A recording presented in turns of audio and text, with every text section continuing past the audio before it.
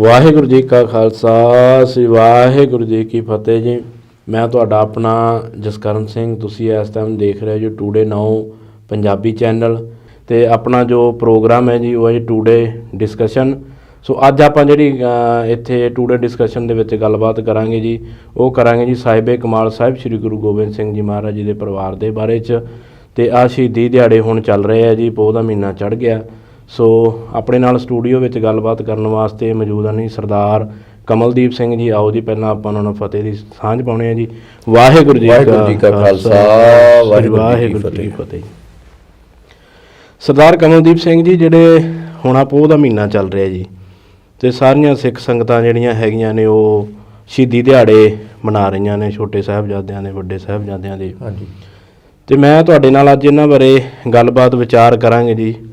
ਸਭ ਤੋਂ ਪਹਿਲਾਂ ਜਿਹੜਾ ਮੇਰਾ ਕੁਐਸਚਨ ਹੈ ਜੀ ਉਹ ਇਹ ਹੈ ਜੀ, ਜਿਹੜਾ ਅਨੰਦਪੁਰ ਸਾਹਿਬ ਦਾ ਕਿਲ੍ਹਾ ਹੈ ਜੀ, ਇੱਥੇ ਗੁਰੂ ਸਾਹਿਬ ਦਾ ਜਿਹੜਾ ਪਰਿਵਾਰ ਹੈ ਉਹਨਾਂ ਨੇ ਕਿੰਨਾ ਸਮਾਂ ਇੱਥੇ ਬਤੀਤ ਕੀਤਾ ਆਪਦੇ ਬੱਚਿਆਂ ਦੇ ਨਾਲ, ਅਤੇ ਕੀ ਕੀ ਕੌਤਕ ਵਿਖਾਏ ਜੀ ਉੱਥੇ? ਗੁਰੂ ਸਾਹਿਬ ਅਨੰਦਪੁਰ ਸਾਹਿਬ ਦੇ ਵਿੱਚ ਕਾਫੀ ਦੇਰ ਰਹੇ ਨੇ। ਅਨੰਦਪੁਰ ਸਾਹਿਬ ਜਦੋਂ ਗੁਰੂ ਸਾਹਿਬ ਉਸ ਸਥਾਨ 'ਤੇ ਵਿਚਰੇ ਸੀਗੇ, ਅਤੇ ਇਸ ਦਾ ਜੋ ਗੁਰੂ ਸਾਹਿਬ ਨੇ ਸਾਂਝੀਵਾਲਤਾ ਦਾ ਉਪਦੇਸ਼ ਦਿੱਤਾ, ਅਤੇ ਉਹ ਚੀਜ਼ਾਂ ਜਿਹੜੀਆਂ ਨੇ ਉਹ ਗੁਰੂ ਸਾਹਿਬ ਨੇ ਘੋੜੇ ਵੀ ਰੱਖੇ। ਠੀਕ ਹੈ ਜੀ। ਅਤੇ ਗੁਰੂ ਸਾਹਿਬ ਉੱਥੇ ਜੰਗੀ ਕਰਤੱਵ ਵੀ ਕਰਦੇ ਰਹੇ। ਠੀਕ ਹੈ ਜੀ।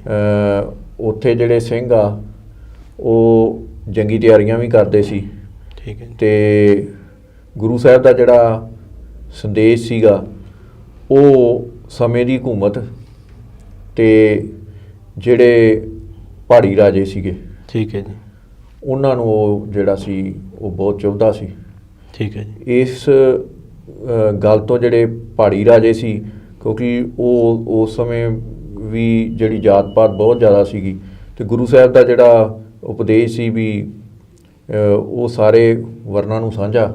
ਬਿਲਕੁਲ ਜੀ। ਅਤੇ ਉਹ ਜਿਹੜੀ ਸਿੱਖੀ ਦੀ ਵਿਚਾਰਧਾਰਾ ਉਹ ਉਹਨਾਂ ਨੂੰ ਜਿਹੜੀ ਸੀ ਉਹ ਬਰਦਾਸ਼ਤ ਨਹੀਂ ਸੀਗੀ। ਉਹ ਨਹੀਂ ਚਾਹੁੰਦੇ ਸੀਗੇ ਵੀ ਜਿਹੜਾ ਜਾਤ ਪਾਤ ਦਾ ਸਿਸਟਮ ਹੈ ਗੁਰੂ ਸਾਹਿਬ ਜਿਸ ਹਿਸਾਬ ਨਾਲ ਖ਼ਤਮ ਕਰ ਰਹੇ। ਉਸ ਤੋਂ ਇਹ ਸੀਗਾ ਵੀ ਗੁਰੂ ਸਾਹਿਬ ਨੇ ਇਹ ਉਪਦੇਸ਼ ਜਦੋਂ ਦਿੱਤਾ, ਅਤੇ ਉਹਨਾਂ ਨੂੰ ਜਿਹੜਾ ਉਹ ਸਾੜਾ ਸੀ, ਉਸ ਕਰਕੇ ਉਹ ਮੁਗਲ ਹਕੂਮਤ ਦੇ ਵੀ ਕੰਨ ਭਰਦੇ ਰਹੇ। ਠੀਕ ਹੈ ਜੀ। ਅਤੇ ਇਸ ਤੋਂ ਜਿਹੜਾ ਉਹ ਮੁਗਲ ਹਕੂਮਤ ਹੈ ਜਿਹੜੀ ਉਹ ਵੈਸੇ ਹੀ ਗੁਰੂ ਸਾਹਿਬ ਦੇ ਜੋ ਉਹਨਾਂ ਦੀ ਫੌਜ ਰੱਖਣਾ, ਹਥਿਆਰ ਰੱਖਣੇ, ਅਤੇ ਜ਼ੁਲਮ ਦੇ ਖਿਲਾਫ ਉਹਨਾਂ ਨੇ ਕੋਈ ਵੀ ਗੱਲਬਾਤ ਜਿਹੜੀ ਗੁਰੂ ਸਾਹਿਬ ਜਿਹੜੀ, ਕਿਉਂਕਿ ਗੁਰੂ ਤੇਗ ਬਹਾਦਰ ਸਾਹਿਬ ਨੇ ਵੀ ਸ਼ਹੀਦੀ ਜਿਹੜੀ ਹੈ ਉਹ ਜਿਹੜਾ ਹਿੰਦੂ ਧਰਮ 'ਤੇ ਜ਼ੁਲਮ ਕਰ ਰਹੇ ਸੀਗੇ। ਹਾਂਜੀ। ਅਤੇ ਉਹ ਜ਼ੁਲਮ ਦੇ ਖਿਲਾਫ ਉਹਨਾਂ ਨੇ ਸ਼ਹਾਦਤ ਦਿੱਤੀ ਸੀ। ਅਤੇ ਜਿਹੜੀ ਮੁਗਲ ਹਕੂਮਤ ਸੀ ਉਹ ਵੀ ਗੁਰੂ ਸਾਹਿਬ ਦਾ ਇਹ ਜਿਹੜਾ ਜਾਹੋ ਜਲਾਲ ਉਹ ਵੇਖ ਕੇ ਜਿਹੜੀ ਸੀਗੀ ਉਹ ਘਬਰਾਈ ਹੋਈ ਸੀ। ਠੀਕ ਹੈ। ਉਹਨਾਂ ਨੇ ਅਨੰਦਪੁਰ ਸਾਹਿਬ ਦੇ ਕਿਲ੍ਹੇ ਨੂੰ ਘੇਰਾ ਪਾਇਆ। ਸਰਦਾਰ ਕਮਲਦੀਪ ਜੀ, ਜਿਹੜਾ ਅਨੰਦਪੁਰ ਸਾਹਿਬ ਦਾ ਕਿਲ੍ਹਾ ਹੈ ਜੀ, ਇਹ ਗੁਰੂ ਸਾਹਿਬ ਨੇ ਕਦੋਂ ਛੱਡਿਆ ਅਤੇ ਇਹਨਾਂ ਨੂੰ ਕਿਉਂ ਛੱਡਣਾ ਪਿਆ ਜੀ? ਫਿਰ ਅਨੰਦਪੁਰ ਸਾਹਿਬ ਦੇ ਕਿਲ੍ਹੇ ਨੂੰ ਜਿਹੜਾ ਸਰਹੰਦ ਦਾ ਸੂਬੇਦਾਰ ਵਜ਼ੀਰ ਖਾਨ, ਠੀਕ ਹੈ ਜੀ, ਉਹਦੀ ਫੌਜ ਨੇ ਘੇਰਾ ਪਾਇਆ। ਠੀਕ ਹੈ ਜੀ। ਜਿਹੜਾ ਲਾਹੌਰ ਦਾ ਸੂਬੇਦਾਰ ਹੈ, ਠੀਕ ਹੈ ਜੀ, ਜ਼ਬਰਦਸਤ ਖਾਨ, ਠੀਕ ਹੈ, ਉਹਦੀ ਫੌਜ ਨੇ ਘੇਰਾ ਪਾਇਆ। ਉਹਦਾ ਜਿਹੜਾ ਜ਼ਬਰਦਸਤ ਖਾਨ ਦਾ ਜਿਹੜਾ ਲੜਕਾ ਹੈ ਉਹ ਵੀ ਇਸ ਜੰਗ 'ਚ ਸ਼ਾਮਲ ਹੈ। ਅਤੇ ਇਹ ਇਸ ਤੋਂ ਇਲਾਵਾ ਪਹਾੜੀ ਰਾਜੇ ਨੇ। ਠੀਕ ਹੈ ਜੀ। ਅਤੇ ਇਹ ਘੇਰਾ ਜਿਹੜਾ ਇਹ ਬਹੁਤ ਲੰਮਾ ਚਲਾ ਗਿਆ। ਕਿੰਨਾ ਕੁ ਸਮਾਂ? ਇਹ ਤਕਰੀਬਨ 8 ਕੁ ਮਹੀਨੇ ਘੇਰਾ ਰਿਹਾ। 8 ਮਹੀਨੇ ਤੱਕ? ਹਾਂ, 8 ਮਹੀਨੇ ਘੇਰਾ ਰਿਹਾ। ਅਤੇ ਉਸ ਸਮੇਂ ਦੌਰਾਨ ਇਹ ਜਿਹੜੀ ਮੁਗਲ ਫੌਜ ਆ, ਹਾਂਜੀ, ਉਹਨੇ ਗਰਮੀਆਂ ਵੀ ਵੇਖੀਆਂ। ਫਿਰ ਉਸ ਤੋਂ ਬਾਅਦ ਬਾਰਿਸ਼ ਦਾ ਮੌਸਮ ਵੀ ਆਇਆ। ਠੀਕ ਹੈ ਜੀ। ਉਸ ਤੋਂ ਬਾਅਦ ਸਰਦੀਆਂ ਆ ਗਈਆਂ। ਠੀਕ ਹੈ ਜੀ। ਅਤੇ ਉਹਦੇ ਵਿੱਚ ਵੀ ਇਹ ਸੀ ਵੀ ਇਹ ਜੰਗ ਦਾ ਕੋਈ ਨਾ ਕੋਈ ਜਿਹੜਾ ਇਹ ਨਤੀਜਾ ਨਿਕਲੇ। ਠੀਕ ਹੈ ਜੀ। ਉਹਨਾਂ ਵਿੱਚ ਵੀ ਇਸ ਘੇਰੇ ਦੇ ਦੌਰਾਨ ਇਹ ਹੋ ਗਿਆ ਸੀਗਾ ਵੀ ਇਹ ਜਿਹੜਾ ਕਿਸੇ ਮੁਕਾਮ 'ਤੇ ਪਹੁੰਚੇ। ਅਤੇ ਅੰਦਰ ਕਿਲ੍ਹੇ ਦੇ ਵਿੱਚ ਵੀ ਰਸਦ ਪਾਣੀ ਦੀ ਘਾਟ ਆ ਗਈ। ਕੋਈ ਸਿੰਘ ਬਿਮਾਰੀ ਕਰਕੇ ਵੀ ਚੜ੍ਹਾਈਆਂ ਕਰ ਗਏ। ਅੱਛਾ ਜੀ। ਤੇ ਇਹ ਬਾਰ-ਬਾਰ ਜਿਹੜੇ ਸੀ ਆਪਦੇ ਐਲਚੀ ਭੇਜਦੇ ਸੀਗੇ ਗੁਰੂ ਸਾਹਿਬ ਕੋਲੇ। ਠੀਕ ਹੈ ਜੀ। ਤੇ ਉਹਨਾਂ ਵਿੱਚ ਉਹਨਾਂ ਨੇ ਸਹੁੰਆਂ ਵੀ ਖਾਧੀਆਂ। ਪਹਾੜੀ ਰਾਜਾ ਨੇ ਗਊ ਦੀ ਸਹੁੰ ਖਾ ਕੇ, ਤੇ ਜਿਹੜਾ ਇਹ ਹੈਗੇ ਸੀ ਸੂਬਾ ਸਰਹੰਦ ਦੇ, ਇਹਦੇ ਐਲਚੀ ਜਿਹੜੇ ਨੇ ਉਹਨਾਂ ਨੇ ਕੁਰਾਨ ਦੀ ਸਹੁੰ ਖਾਣ ਦੀ ਸ਼ਾਦੀ ਭਰੀ ਵੀ ਅਸੀਂ ਕੁਰਾਨ ਦੀ ਸਹੁੰ ਖਾਂਦੇ ਹਾਂ, ਤੇ ਵੀ ਤੁਸੀਂ ਕਿਲ੍ਹਾ ਛੱਡ ਦਿਓ, ਵੀ ਅਸੀਂ ਉੱਤੇ ਹਮਲਾ ਨਹੀਂ ਕਰਦੇ। ਠੀਕ ਹੈ ਜੀ। ਕਿਉਂਕਿ ਗੁਰੂ ਸਾਹਿਬ ਨੇ ਇਹਨਾਂ 'ਤੇ ਯਕੀਨ ਨਹੀਂ ਕੀਤਾ। ਠੀਕ ਹੈ। ਉਹਨਾਂ ਨੇ ਫਿਰ ਗੁਰੂ ਸਾਹਿਬ ਨੇ ਜਿਹੜੇ ਆ ਕੁਝ ਗੱਡਿਆਂ ਦੇ ਉੱਤੇ, ਠੀਕ ਹੈ ਜੀ, ਪੁਰਾਣੀਆਂ ਕੱਪੜੇ, ਪੁਰਾਣੀਆਂ ਜੁੱਤੀਆਂ ਤੇ ਹੋਰ ਹੱਡੀਆਂ ਤੇ ਹੋਰ ਜੋ ਵੀ ਆਪਾਂ ਕਹਿ ਸਕਦੇ ਉੱਥੇ ਫਾਲਤੂ ਚੀਜ਼ ਪਈ ਸੀ, ਠੀਕ ਹੈ ਜੀ, ਉਹ ਭਰ ਕੇ ਉੱਤੇ ਰੇਸ਼ਮੀ ਜਿਹੜੇ ਨੇ ਕੱਪੜੇ ਉਹ ਪਾ ਕੇ, ਤੇ ਉਹ ਜਦੋਂ ਤੋਰੇ ਗੱਡੇ ਤੇ ਇਹਨਾਂ ਨੇ ਅੰਨ੍ਹੇਵਾਹ ਉੱਤੇ ਹਮਲਾ ਕਰਤਾ। ਇਹ ਜਿਹੜੀ ਮੁਗਲ ਫੌਜ ਬੈਠੀ ਸੀ ਉਹਨਾਂ ਨੇ ਹਮਲਾ ਕਰਤਾ। ਹਾਂ, ਤੇ ਗੁਰੂ ਸਾਹਿਬ ਨੇ ਇਹਨਾਂ ਨੂੰ ਜਿਹੜਾ ਬਾਅਦ ਦੇ ਵਿੱਚ ਉਹਨਾਂ ਨੇ ਔਰੰਗਜ਼ੇਬ ਨੂੰ ਜ਼ਫਰਨਾਮਾ ਲਿਖਿਆ, ਉਹਦੇ ਵਿੱਚ ਉਹਨਾਂ ਜ਼ਿਕਰ ਕੀਤਾ ਵੀ ਵੇਖੋ ਤੁਸੀਂ ਸਹੁੰ ਖਾਂਦੇ ਜੇ ਤੁਸੀਂ ਕੁਰਾਨ ਦੀ, ਵੀ ਸੱਚਾ ਮੁਸਲਮਾਨ ਜਿਹੜਾ ਉਹ ਨਹੀਂ ਐਵੇਂ ਕਰਦਾ। ਬਿਲਕੁਲ ਜੀ। ਤੇ ਇਸ ਕਰਕੇ ਉਹ ਫਿਰ ਗੁਰੂ ਸਾਹਿਬ ਨੇ ਜਿਹੜਾ ਵੀ ਉਹਨਾਂ 'ਤੇ ਯਕੀਨ ਨਹੀਂ ਕੀਤਾ। ਉਸ ਤੋਂ ਬਾਅਦ ਫਿਰ ਜਦੋਂ ਗੁਰੂ ਸਾਹਿਬ ਨੇ ਕਿਲ੍ਹਾ ਛੱਡਿਆ, ਉਹ ਉਹਨਾਂ ਨੇ ਇਸ ਸਮਝੌਤੇ ਦੇ ਤਹਿਤ ਹੀ ਜਿਹੜਾ ਛੱਡਿਆ ਗਿਆ। ਗੁਰੂ ਸਾਹਿਬ ਜੋ ਕਿਲ੍ਹੇ 'ਚੋਂ ਨਿਕਲੇ ਨੇ, ਤੇ ਉਸ ਸਮੇਂ ਫਿਰ ਇਹਨਾਂ ਨੇ ਮੁਗਲ ਜਿਹੜੀ ਫੌਜ ਸੀਗੀ ਇਹ ਮਗਰ ਇਹਨਾਂ ਨੇ ਹਮਲਾ ਕੀਤਾ, ਉਹਨਾਂ ਦੇ ਮਗਰ ਪਿੱਛਾ ਵੀ ਕੀਤਾ। ਠੀਕ ਹੈ ਜੀ। ਤੇ ਉਸ ਜੰਗ ਦੇ ਵਿੱਚ ਵੀ ਕੁਝ ਸਿੰਘ ਜਿਹੜੇ ਨੇ ਉਹ ਸ਼ਹੀਦ ਹੋਏ, ਕਿਉਂਕਿ ਵੱਖ-ਵੱਖ ਜੱਥਿਆਂ ਦੇ ਵਿੱਚ ਨਿਕਲੇ। ਗੁਰੂ ਸਾਹਿਬ ਨਿਕਲੇ, ਗੁਰੂ ਸਾਹਿਬ ਦੇ ਮਗਰ ਬਾਬਾ ਅਜੀਤ ਸਿੰਘ ਜਿਹੜੇ ਵੱਡੇ ਸਾਹਿਬਜ਼ਾਦੇ ਉਹਨਾਂ ਦਾ ਜੱਥਾ ਸੀ। ਉਸ ਤੋਂ ਮਗਰੋਂ ਇੱਕ ਜੱਥਾ ਜਿਹੜਾ ਸੀਗਾ ਵੀ ਇਹਨਾਂ ਦੀ ਸੁਰੱਖਿਆ ਲਈ ਸੀ, ਉਹ ਵੀ ਸੀ। ਉੱਥੋਂ ਜਦੋਂ ਇਹ ਜੱਥਾ ਨਿਕਲਦਾ ਤੇ ਇਹ ਸਰਸਾ ਨਦੀ ਦੇ ਕੰਢੇ 'ਤੇ ਪਹੁੰਚ ਜਾਂਦਾ। ਜਦੋਂ ਗੁਰੂ ਗੋਬਿੰਦ ਸਿੰਘ ਜੀ ਮਹਾਰਾਜ ਸੱਚੇ ਪਾਤਸ਼ਾਹ ਜਦੋਂ ਅਨੰਦਪੁਰ ਸਾਹਿਬ ਦਾ ਕਿਲ੍ਹਾ ਛੱਡਦੇ ਨੇ, ਤੋ ਇਹਨਾਂ ਨੇ ਜਿਹੜੀਆਂ ਗਊ ਦੀਆਂ ਸਹੁੰਆਂ ਖਾਧੀਆਂ ਸੀਗੀਆਂ ਪਹਾੜੀ ਰਾਜਿਆਂ ਨੇ, ਤੇ ਮੁਸਲਮਾਨਾਂ ਨੇ ਕੁਰਾਨ ਦੀ ਸਹੁੰ ਖਾ ਕੇ ਤੇ ਫਿਰ ਵਿਸ਼ਵਾਸ ਦਿਵਾਇਆ ਸੀ ਵੀ ਅਸੀਂ ਤੁਹਾਡੇ 'ਤੇ ਹਮਲਾ ਨਹੀਂ ਕਰਦੇ, ਤੁਸੀਂ ਛੱਡ ਕੇ ਜਾ ਸਕਦੇ ਹੋ।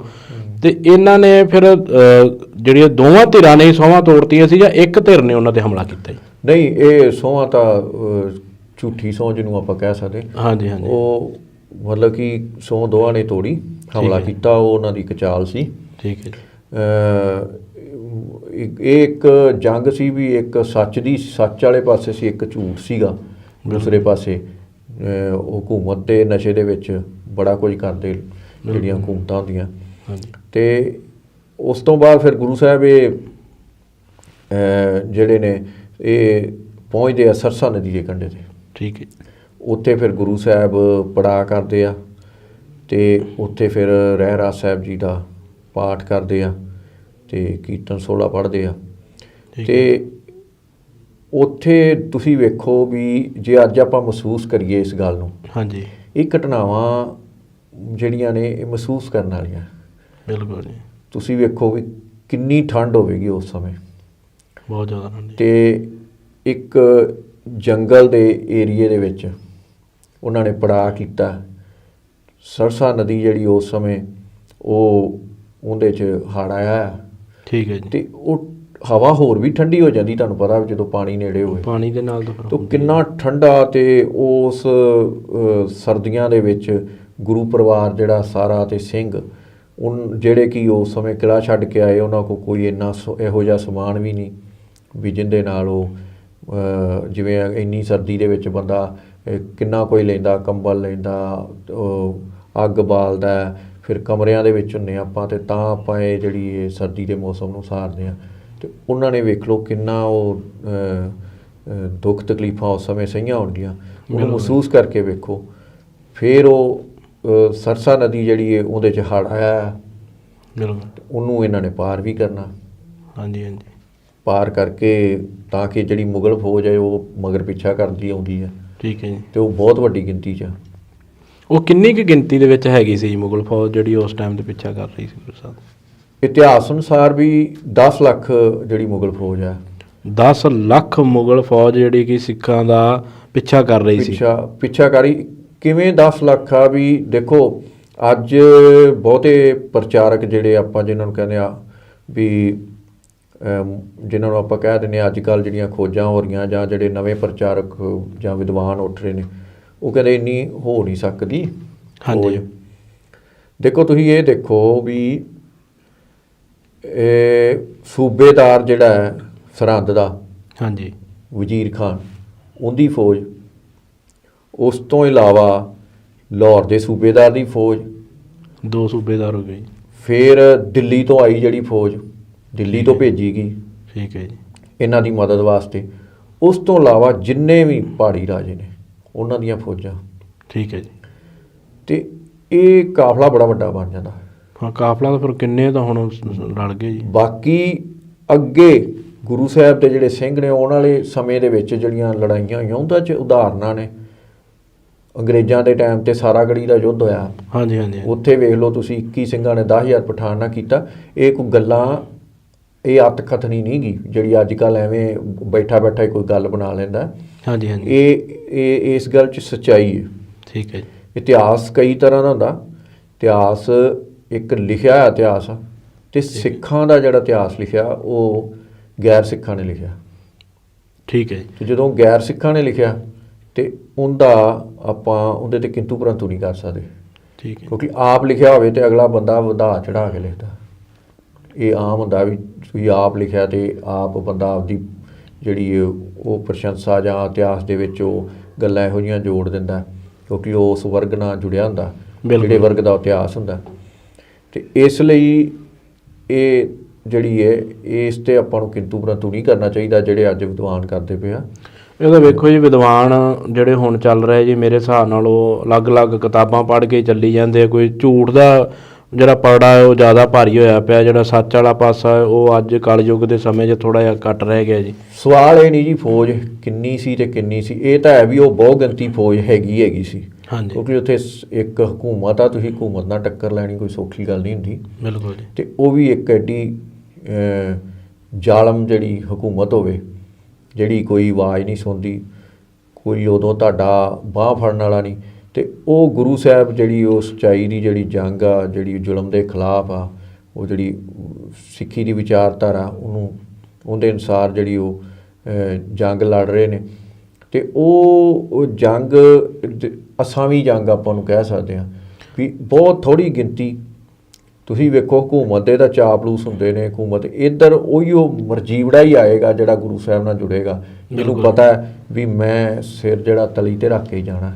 ਬਿਲਕੁਲ। ਅਤੇ ਉਹ ਹੁਣ ਵਾਲੇ ਦੌਰ 'ਚ ਵੀ ਵੇਖ ਲਓ ਵੀ ਜਦੋਂ ਕੋਈ ਸਰਕਾਰ ਦੇ ਖਿਲਾਫ ਕੋਈ ਹੋਣਾ ਹੁੰਦਾ ਉੱਥੇ ਉਹ ਸਰਕਾਰ ਦੇ ਹਿਸਾਬ ਨਾਲ ਤਾਂ ਗਿਣਤੀ ਘੱਟ ਹੀ ਹੁੰਦੀ ਹੈ ਨਾ। ਬਿਲਕੁਲ। ਸੋ ਇਸ ਤਰ੍ਹਾਂ ਉਹ ਫਿਰ ਉਸ ਸਮੇਂ ਗੁਰੂ ਸਾਹਿਬ ਜਿਹੜੇ ਨੇ ਉਹ ਸਰਸਾ ਨਦੀ ਦੇ ਕੰਢੇ 'ਤੇ ਪੜਾਅ ਕਰਦੇ ਰਾਤ ਦਾ।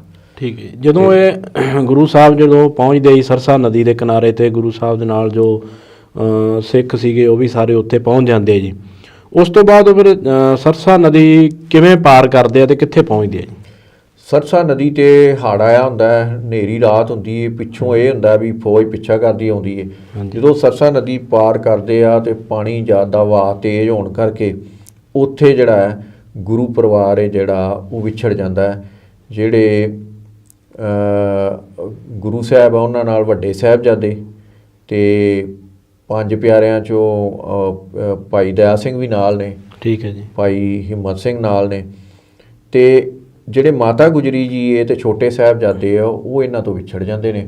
ਅਤੇ ਸਰਸਾ ਨਦੀ ਜਦੋਂ ਇਹ ਪਾਰ ਕਰ ਲੈਂਦੇ ਨੇ ਉਸ ਸਮੇਂ ਇਹਨਾਂ ਕੋਲੇ ਜਿਹੜਾ ਅਨੰਦਪੁਰ ਸਾਹਿਬ ਵਿਖੇ ਇਹਨਾਂ ਕੋਲੇ ਜਿਹੜਾ ਸਾਹਿਤ ਪਿਆ ਸੀ, ਜਿਹੜਾ ਗੁਰੂ ਸਾਹਿਬ ਨੇ ਦੀਆਂ ਹੱਥ ਲਿਖਤਾਂ ਵੀ ਸੀ। ਠੀਕ ਹੈ। ਅਤੇ ਉਹ ਜਿਹੜਾ ਲਿਟਰੇਚਰ ਹੈ ਉਹ ਵੀ ਬਹੁਤੇ ਜਿਹੜੇ ਇਤਿਹਾਸਕਾਰ ਉਹ ਲਿਖਦੇ ਵੀ ਉੱਥੇ ਜਿਹੜਾ ਉਹ ਨਦੀ ਦੀ ਭੇਟ ਚੜ੍ਹ ਜਾਂਦਾ।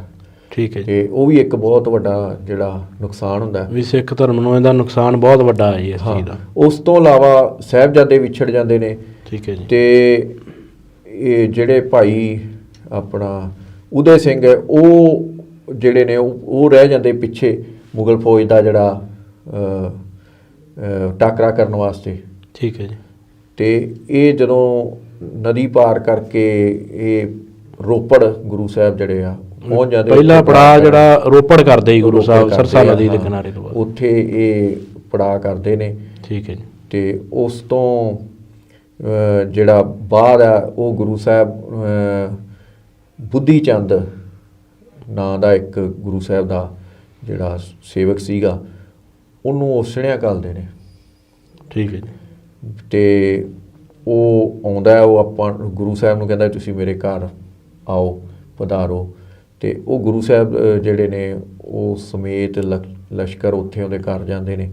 ਪਰ ਉੱਥੇ ਜਿਹੜਾ ਯੁੱਧ ਨੀਤਿਕ ਤੌਰ 'ਤੇ ਭਾਈ ਦਇਆ ਸਿੰਘ ਕਹਿੰਦੇ ਨੇ ਵੀ, ਅਤੇ ਸਿੰਘ ਹੋਰ ਵੀ ਗੁਰੂ ਸਾਹਿਬ ਨੂੰ ਕਹਿੰਦੇ ਵੀ ਆਪਾਂ ਆਪਣੇ ਮਗਰ ਜਿਹੜੀ ਮੁਗਲ ਫੌਜ ਆ ਪਿੱਛਾ ਕਰ ਰਹੀ ਹੈ, ਅਤੇ ਜੇ ਘਰ ਇਹਦੇ 'ਚ ਟਾਕਰਾ ਹੁੰਦਾ ਅਤੇ ਇਹਦਾ ਨੁਕਸਾਨ ਹੋਵੇ ਅਤੇ ਪਰਿਵਾਰ ਦਾ ਨੁਕਸਾਨ ਹੋਊ। ਬਿਲਕੁਲ ਜੀ। ਅਤੇ ਉੱਥੋਂ ਫਿਰ ਗੁਰੂ ਸਾਹਿਬ ਜਿਹੜੇ ਨੇ ਉਹਨੂੰ ਕਹਿੰਦੇ ਵੀ ਤੂੰ ਸਾਨੂੰ ਆਪਦੀ ਹਵੇਲੀ 'ਚ ਪੜਾਅ ਕਰਨ ਦੇ। ਅਤੇ ਉਹ ਜਿਹੜੀ ਉਹਦੀ ਜਿਹਨੂੰ ਆਪਾਂ ਕੱਚੀ ਗੜੀ ਕਹਿੰਦੇ ਆ, ਉਹ ਚਮਕੌਰ ਸਾਹਿਬ ਦੇ ਸਥਾਨ ਦੇ ਉੱਤੇ ਉਹ ਕੱਚੀ ਗੜੀ ਸੀ। ਠੀਕ ਹੈ ਜੀ। ਜਿਹੜਾ ਜੋਕਾ ਨਾਮ ਚਮਕੌਰ ਸਾਹਿਬ ਆਪਾਂ ਲੈਂਦੇ। ਠੀਕ ਹੈ। ਉਹ ਗੜੀ ਜਿਹੜੀ ਚਮਕੌਰ ਦੀ ਹੈ, ਉੱਥੇ ਫਿਰ ਉਹ ਗੁਰੂ ਸਾਹਿਬ ਸਮੇਤ ਆਪਣੇ ਸਿੰਘਾਂ ਦੇ ਉੱਥੇ ਪੜਾਅ ਕਰਦੇ।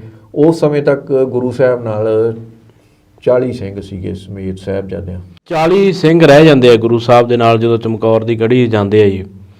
ਕਿੱਡਾ ਹੌਸਲਾ ਹੋਊਗਾ ਜੀ, ਵੇਖੋ ਉਸ ਫੌਜ ਦਾ 40 ਸਿੰਘਾਂ ਜਿਹੜੇ 10 ਲੱਖ ਫੌਜ ਦਾ ਮੁਕਾਬਲਾ ਕਰਨ ਲਈ ਉੱਥੇ ਖੜ੍ਹ ਜਾਂਦੇ ਆ ਜੀ ਚਮਕੌਰ ਦੀ ਗੜੀ 'ਚ। ਅਤੇ ਗੁਰੂ ਸਾਹਿਬ ਦੀਆਂ ਬਖਸ਼ਿਸ਼ਾਂ ਹੀ ਨੇ ਜੀ ਫਿਰ ਸਾਰੀਆਂ। ਬਿਲਕੁਲ। ਗੁਰੂ ਸਾਹਿਬ ਦਾ ਥਾਪੜਾ।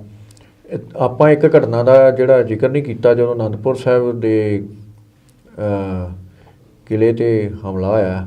ਹਾਂਜੀ। ਉਦੋਂ ਇਹਨਾਂ ਨੇ ਇੱਕ ਮਸਤ ਹਾਥੀ ਕਰਕੇ ਉਹਨੂੰ ਸ਼ਰਾਬ ਪਿਆ ਕੇ ਅਤੇ ਉਹਨੂੰ ਲੋਹੇ ਦੇ ਤਵਿਆਂ ਨਾਲ ਜਿਹੜਾ ਉਹਦਾ ਸਾਰਾ ਸਰੀਰ ਜਿਹੜਾ ਢੱਕ ਕੇ ਅਤੇ ਉਸ ਨੂੰ ਇਹ ਭੇਜਦੇ ਨੇ ਦਰਵਾਜ਼ਾ ਤੋੜਨ ਵਾਸਤੇ।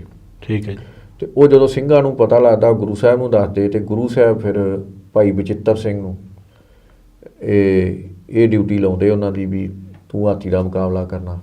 ਠੀਕ ਹੈ ਜੀ। ਅਤੇ ਉਹ ਭਾਈ ਬਚਿੱਤਰ ਸਿੰਘ ਫਿਰ ਜਦੋਂ ਮਸਤ ਹਾਥੀ ਹੈ ਨਾਗਨੀ ਬਰਛੀ ਨਾਲ ਜਿਹੜਾ ਉਹਦੇ 'ਤੇ ਇਹੋ ਜਿਹਾ ਜ਼ਬਰਦਸਤ ਵਾਰ ਕਰਦੇ ਕਿ ਉਹ ਆਪਦੀ ਫੌਜ ਨੂੰ ਲਤਾੜਦਾ ਪਿਛਾਂਹ ਨੂੰ ਚਲਾ ਜਾਂਦਾ।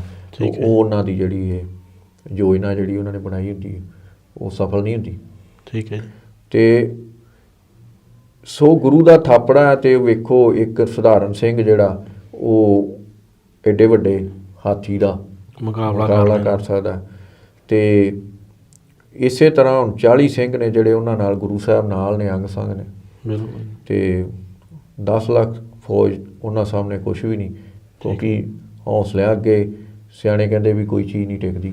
ਬਿਲਕੁਲ। ਅਤੇ ਗੁਰੂ ਸਾਹਿਬ ਫਿਰ ਉਹ ਗੜੀ ਦੇ ਵਿੱਚ ਜਿਹੜਾ ਉਹ ਰਾਤ ਗੁਜ਼ਾਰਦੇ ਨੇ।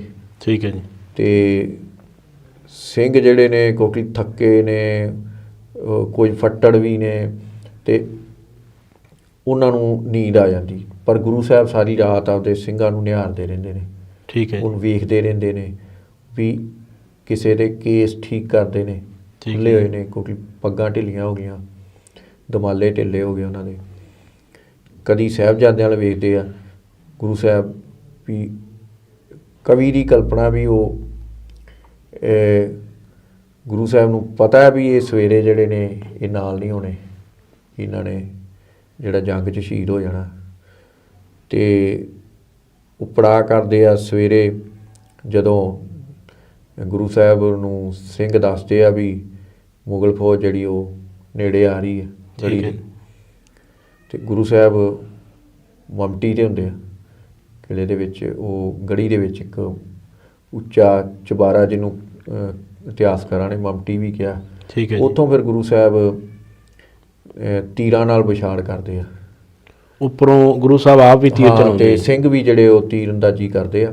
ਠੀਕ ਹੈ। ਅਤੇ ਜਿਹੜੇ ਆ ਮੁਗਲ ਫੌਜੀ ਜਿਹੜੇ ਨੇ ਉਹ ਆਪਣਾ ਮਾਰੇ ਜਾਂਦੇ। ਠੀਕ ਹੈ। ਅਤੇ ਸੋ ਇਸ ਤਰ੍ਹਾਂ ਇਹ ਜਿਹੜਾ ਯੁੱਧ ਸ਼ੁਰੂ ਹੋ ਜਾਂਦਾ। ਹਾਂਜੀ। ਅਤੇ ਗੁਰੂ ਸਾਹਿਬ ਜਿਵੇਂ ਜਫਰਨਾਮੇ 'ਚ ਲਿਖਦੇ ਆ ਵੀ ਪਹਿਲਾਂ ਨਾਰ ਖਾਂ ਜਿਹੜਾ ਉਹ ਆਉਂਦਾ, ਉਹ ਕਿਲੇ ਉਹ ਗੜੀ ਦੇ ਪੌੜੀ ਲਾ ਕੇ ਅਤੇ ਉਹ ਉੱਪਰ ਚੜ੍ਹਨ ਦੀ ਕੋਸ਼ਿਸ਼ ਕਰਦਾ ਅਤੇ ਗੁਰੂ ਸਾਹਿਬ ਨੂੰ ਤੀਰ ਨਾਲ ਜਿਹੜਾ ਅਗਲੇ ਜਹਾਨ 'ਚ ਪਹੁੰਚਾ ਦਿੰਦੇ ਨੇ। ਠੀਕ ਹੈ ਜੀ। ਅਤੇ ਉਸ ਤੋਂ ਬਾਅਦ ਹੋਰ ਇੱਦਾਂ ਕਰਕੇ 3-4 ਜਿਹੜੇ ਨੇ ਜਰਨੈਲ ਆਉਂਦੇ ਆ, ਜਿਨ੍ਹਾਂ 'ਚ ਗਣੀ ਖਾਂ, ਉਹਨੂੰ ਵੀ ਉਹ ਜਿਹੜਾ ਅਗਲੇ ਜਹਾਨ 'ਚ ਪਹੁੰਚਾ ਦਿੰਦੇ। ਇਹ ਗੁਰੂ ਸਾਹਿਬ ਇਹ 4 ਜਰਨੈਲਾਂ ਦਾ ਜ਼ਿਕਰ ਜਿਹੜਾ ਉਹ ਕਰਦੇ ਨੇ ਆਪਣੇ ਜਫਰਨਾਮੇ ਦੇ ਵਿੱਚ, ਜਿਹੜਾ ਔਰੰਗਜ਼ੇਬ ਨੂੰ ਲਿਖਿਆ ਸੀ। ਠੀਕ ਹੈ ਜੀ। ਅਤੇ ਫਿਰ ਜਦੋਂ ਇਹ ਲੜਾਈ ਚੱਲਦੀ ਰਹਿੰਦੀ ਹੈ, ਤੀਰਾਂ ਦੀ ਕਮੀ ਹੋ ਜਾਂਦੀ ਹੈ। ਠੀਕ ਹੈ ਜੀ। ਕਿਉਂਕਿ ਇੱਕ ਗੜੀ 'ਚ ਘਿਰੇ ਜੇ ਤੁਸੀਂ, ਇੱਕ ਛੋਟਾ ਜਿਹਾ ਕਿਲ੍ਹਾ ਅਤੇ ਸਪਲਾਈ ਕੋਈ ਹੈ ਨਹੀਂ ਬਾਹਰੋਂ। ਹਾਂ ਬਿਲਕੁਲ ਜੀ। ਅਤੇ ਫਿਰ ਜਿਹੜੀ ਨਵੀਂ ਯੁੱਧ ਨੀਤੀ ਜਿਹੜੀ ਤਿਆਰ ਕੀਤੀ ਜਾਂਦੀ ਆ।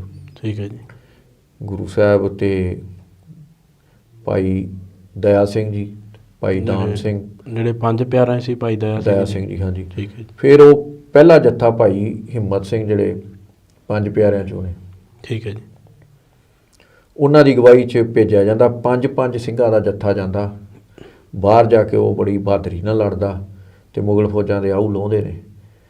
ਇੱਕ ਵਾਰੀ ਤਾਂ ਮੁਗਲ ਫੌਜਾਂ 'ਚ ਜਦੋਂ ਬਾਹਰ ਨਿਕਲਦੇ ਦਹਿਸ਼ਤ ਪੈ ਜਾਂਦੀ, ਗੁਰੂ ਦੇ ਸਿੰਘ ਲੜਦੇ ਨੇ, ਸ਼ਹੀਦੀਆਂ ਪਾਉਂਦੇ ਨੇ, ਫਿਰ ਅਗਲਾ ਜੱਥਾ ਚਲਾ ਜਾਂਦਾ।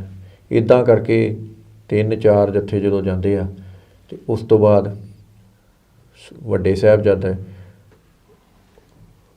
ਅਜੀਤ ਸਿੰਘ ਜੀ, ਬਾਬਾ ਅਜੀਤ ਸਿੰਘ ਜੀ, ਹਾਂਜੀ, ਉਹ ਗੁਰੂ ਸਾਹਿਬ ਕੋਲੋਂ ਆਗਿਆ ਮੰਗਦੇ ਆ ਅਤੇ ਗੁਰੂ ਸਾਹਿਬ ਫਿਰ ਉਹਨਾਂ ਨੂੰ ਆਪ ਜਿਹੜਾ ਮੈਦਾਨ ਵਿੱਚ ਭੇਜਦੇ ਨੇ ਅਤੇ ਗੁਰੂ ਸਾਹਿਬ ਉਹਨਾਂ ਨੂੰ ਕਿਰਪਾਨ ਭੇਂਟ ਕਰਦੇ ਆ, ਆਪਦੀ ਤੀਰ ਦਿੰਦੇ ਨੇ ਅਤੇ ਸਾਹਿਬਜ਼ਾਦਾ ਅਜੀਤ ਸਿੰਘ ਫਿਰ 4 ਹੋਰ ਸਿੰਘ ਉਹਨਾਂ ਦੇ ਨਾਲ ਜਾਂਦੇ। ਠੀਕ ਹੈ ਜੀ। ਉਸ ਜਿਹੜੀ ਮੁਗਲ ਫੌਜ ਆ, ਜਿਹਦੀ ਬਹੁਤ ਵੱਡੀ ਗਿਣਤੀ ਹੈ, ਉਹਦੇ ਨਾਲ ਉਹ ਫਿਰ ਬੜੀ ਬਹਾਦਰੀ ਨਾਲ ਲੜਦੇ ਆ। ਠੀਕ ਹੈ ਜੀ। ਅਤੇ ਉਹਨਾਂ 'ਤੇ ਤੀਰਾਂ ਦੀ ਵੀ ਵਿਛਾੜ ਹੁੰਦੀ ਹੈ, ਬੜਾ ਕੁਝ ਹੁੰਦਾ, ਪਰ ਉਹ ਹਰ ਇੱਕ ਚੀਜ਼ ਨੂੰ ਸਹਾਰਦੇ ਹੋਏ ਪਹਿਲਾਂ ਉਹ ਤੀਰਾਂ ਨਾਲ ਜਿਹੜੀ ਇਹ ਲੜਾਈ ਕਰਦੇ, ਉਸ ਤੋਂ ਬਾਅਦ ਉਹ ਫਿਰ ਬਰਛੇ ਨਾਲ ਯੁੱਧ ਕਰਦੇ ਆ। ਉਹ ਜਦੋਂ ਬਰਛੇ ਨਾਲ ਯੁੱਧ ਕਰਦਿਆਂ ਉਸ ਤੋਂ ਬਾਅਦ ਉਹ ਜਦੋਂ ਉਹਨਾਂ ਦਾ ਜਿਹੜਾ ਬਰਛਾ ਉਹ ਜਵਾਬ ਦੇ ਜਾਂਦਾ, ਉਸ ਤੋਂ ਬਾਅਦ ਫਿਰ ਉਹ ਕਿਰਪਾਨ ਨਾਲ ਜਿਹੜਾ ਠੀਕ ਹੈ ਯੁੱਧ ਕਰਦਿਆਂ ਉਸ ਸਮੇਂ ਉਹਨਾਂ ਦੇ ਸਰੀਰ 'ਤੇ ਬੇਅੰਤੀ ਜਿਹੜੇ ਨੇ ਜ਼ਖਮ ਹੋ ਜਾਂਦੇ ਆ। ਅਤੇ ਉਹ ਗੁਰੂ ਸਾਹਿਬ ਇਹ ਸਾਰਾ ਜੰਗ ਦੇ ਵਿੱਚ ਜੋ ਸਾਹਿਬਜ਼ਾਦਾ ਅਜੀਤ ਸਿੰਘ ਕੋਤਕ ਕਰ ਰਹੇ ਸੀ, ਉਹ ਵੇਖ ਰਹੇ ਹੁੰਦੇ। ਇੱਕ ਦੁਨਿਆਵੀ ਬਾਬ ਵਾਸਤੇ ਤਾਂ ਸੋਚਣਾ ਵੀ ਬੜਾ ਮੁਸ਼ਕਲ ਹੈ, ਪਰ ਉਹ ਧੰਨ ਜਿਗਰਾ ਸੱਚੇ ਪਾਤਸ਼ਾਹ ਦਾ, ਬਿਲਕੁਲ, ਉਹ ਆਪਣੇ ਸਾਹਮਣੇ ਆਪਦੇ ਜਿਹੜਾ ਨੌਜਵਾਨ ਸਾਹਿਬਜ਼ਾਦਾ ਉਹਨੂੰ ਸ਼ਹੀਦ ਹੁੰਦਿਆਂ ਵੇਖਦੇ ਆ। ਵੇਖੋ ਜੀ, ਇੱਕ ਜਿਵੇਂ ਤੁਸੀਂ ਗੱਲ ਕਰ ਰਹੇ ਸੀ, ਕਿੱਡੀ ਹੈਰਾਨਗੀ ਵਾਲੀ ਗੱਲ ਹੈ। ਵੈਸੇ ਤਾਂ ਜਿਹੜੀ ਮੁਗਲ ਫੌਜ ਆ, ਉਹਨਾਂ ਨੇ ਸੋਚਿਆ ਹੋਣਾ ਕਿ 40 ਸਿੰਘ ਨੇ, ਮੁੱਠੀ ਭਰ ਸਿੰਘ ਨੇ, ਅਤੇ 10 ਲੱਖ ਫੌਜ ਅਸੀਂ ਜਾਂਦੇ ਫੜ ਕੇ ਬਾਹਰ ਲੈ ਆਉਣੇ ਆ, ਅਤੇ ਗੁਰੂ ਸਾਹਿਬ ਨੂੰ ਵੀ ਅੱਜ ਅਸੀਂ ਫੜ ਲਾਂਗੇ। ਅਤੇ ਉਹ ਵੈਸੇ ਇਹਨਾਂ ਕੌਤਕਾਂ ਨੂੰ ਵੇਖ ਕੇ ਵੀ ਜਦੋਂ 5 ਸਿੰਘਾਂ ਦੇ ਜੱਥੇ ਆਉਂਦੇ ਨੇ ਜੀ ਉੱਥੇ, ਇੱਥੇ ਫਿਰ ਗੁਰੂ ਸਾਹਿਬ ਨੇ ਇੱਕ ਹੋਰ ਆਪਣੇ ਜਿਹੜੇ ਬਚਨ ਕੀਤੇ ਸੀ ਉਹ ਵੀ ਪੂਰੇ ਕੀਤੇ ਆ। 1.25 ਲੱਖ ਸੇਖ ਲੜਾਊਂ ਤਵੇ ਗੋਬਿੰਦ ਸਿੰਘ ਨਾਮ ਤੇ ਆਊਂ। ਸੋ ਇਤਿਹਾਸ ਦੇ ਮੁਤਾਬਕ ਤੇ ਚੱਲ ਰਹੇ ਜੀ। ਦੇਖੋ, ਗੁਰੂ ਸਾਹਿਬ ਨੇ ਜੋ ਚੜ੍ਹਦੀ ਕਲਾ ਦਾ ਕੰਸੈਪਟ ਦਿੱਤਾ, ਹਾਂਜੀ, ਅਤੇ ਜੋ ਉਹਨਾਂ ਨੇ ਐਗਜ਼ਾਮਪਲ ਸੈੱਟ ਕੀਤੀ ਹੈ 9 ਸਾਲ ਦੀ ਉਮਰ 'ਚ, ਧੰਨ ਸ਼੍ਰੀ ਗੁਰੂ ਤੇਗ ਬਹਾਦਰ ਸਾਹਿਬ ਜੀ ਨੂੰ ਹਾਂਜੀ, ਦਿੱਲੀ ਵੱਲ ਤੋਰਦੇ ਨੇ ਜ਼ੁਲਮ ਦੇ ਖਿਲਾਫ ਲੜਨ ਵਾਸਤੇ। ਇਹ ਸਧਾਰਨ ਘਟਨਾਵਾਂ ਨਹੀਂ ਗੀਆਂ, ਬਿਲਕੁਲ ਜੀ।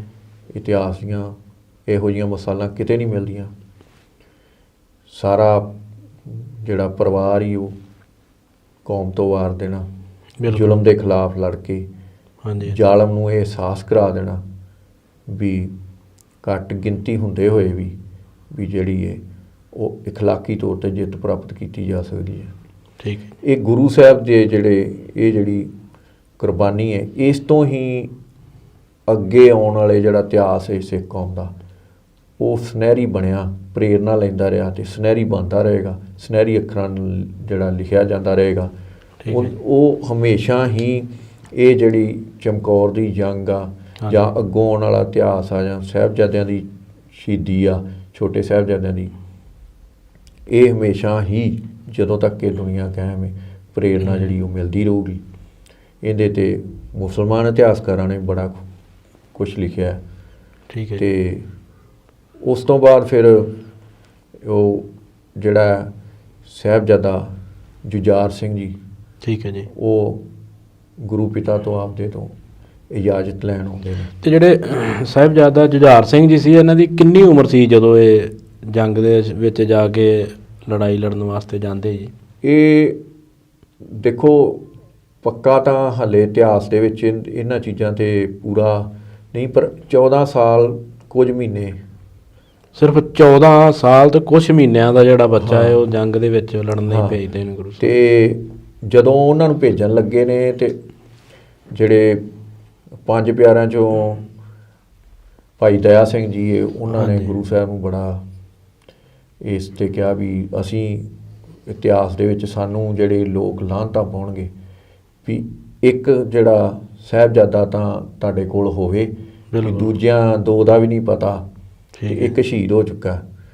ਪਰ ਗੁਰੂ ਸਾਹਿਬ ਨੇ ਕਿਹਾ ਨਹੀਂ, ਦੇਖੋ ਜੀ ਉਹ ਸਰਬੰਸਦਾਨੀ ਐਵੇਂ ਤਾਂ ਨਹੀਂ ਖਵਾਏ। ਗੁਰੂ ਸਾਹਿਬ ਨੇ ਕਿਹਾ ਸੀ ਤੁਸੀਂ ਵੀ ਮੇਰੇ ਜਿਹੜੇ ਨੇ ਪੁੱਤਰ ਜੀ ਜਿਹੜੇ ਸਿੰਘ ਆ, ਉਹਨਾਂ ਨੇ ਇੱਕ ਗੱਲ ਕੀਤੀ ਵੀ ਦੁਨੀਆ ਭਾਵੇਂ ਲੱਖ ਮੈਨੂੰ ਰਣ ਦਾ ਚੋਰ ਆਖੇ, ਹਾਂਜੀ, ਪਰ ਇਹ ਨਾ ਆਖੇ ਵੀ ਗੋਬਿੰਦ ਸਿੰਘ ਨੇ ਪੁੱਤ ਹੋਰ ਅਤੇ ਸਿੰਘ ਹੋਰ ਸਮਝੇ ਸੀ। ਵਾਹ ਜੀ। ਭਾਈ ਦਇਆ ਸਿੰਘ ਜਿਹੜੇ ਨੇ ਉਹਨਾਂ ਨੇ ਬੜੀ ਕੋਸ਼ਿਸ਼ ਕੀਤੀ, ਪਰ ਗੁਰੂ ਸਾਹਿਬ ਨੇ ਜਿਹੜੇ ਨੇ ਉਹਨਾਂ ਕਿਹਾ ਨਹੀਂ।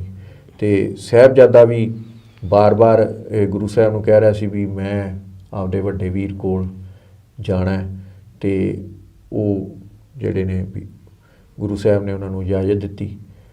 ਅਤੇ ਸਾਹਿਬਜ਼ਾਦਾ ਬੜੀ ਬਹਾਦਰੀ ਨਾਲ ਲੜਿਆ।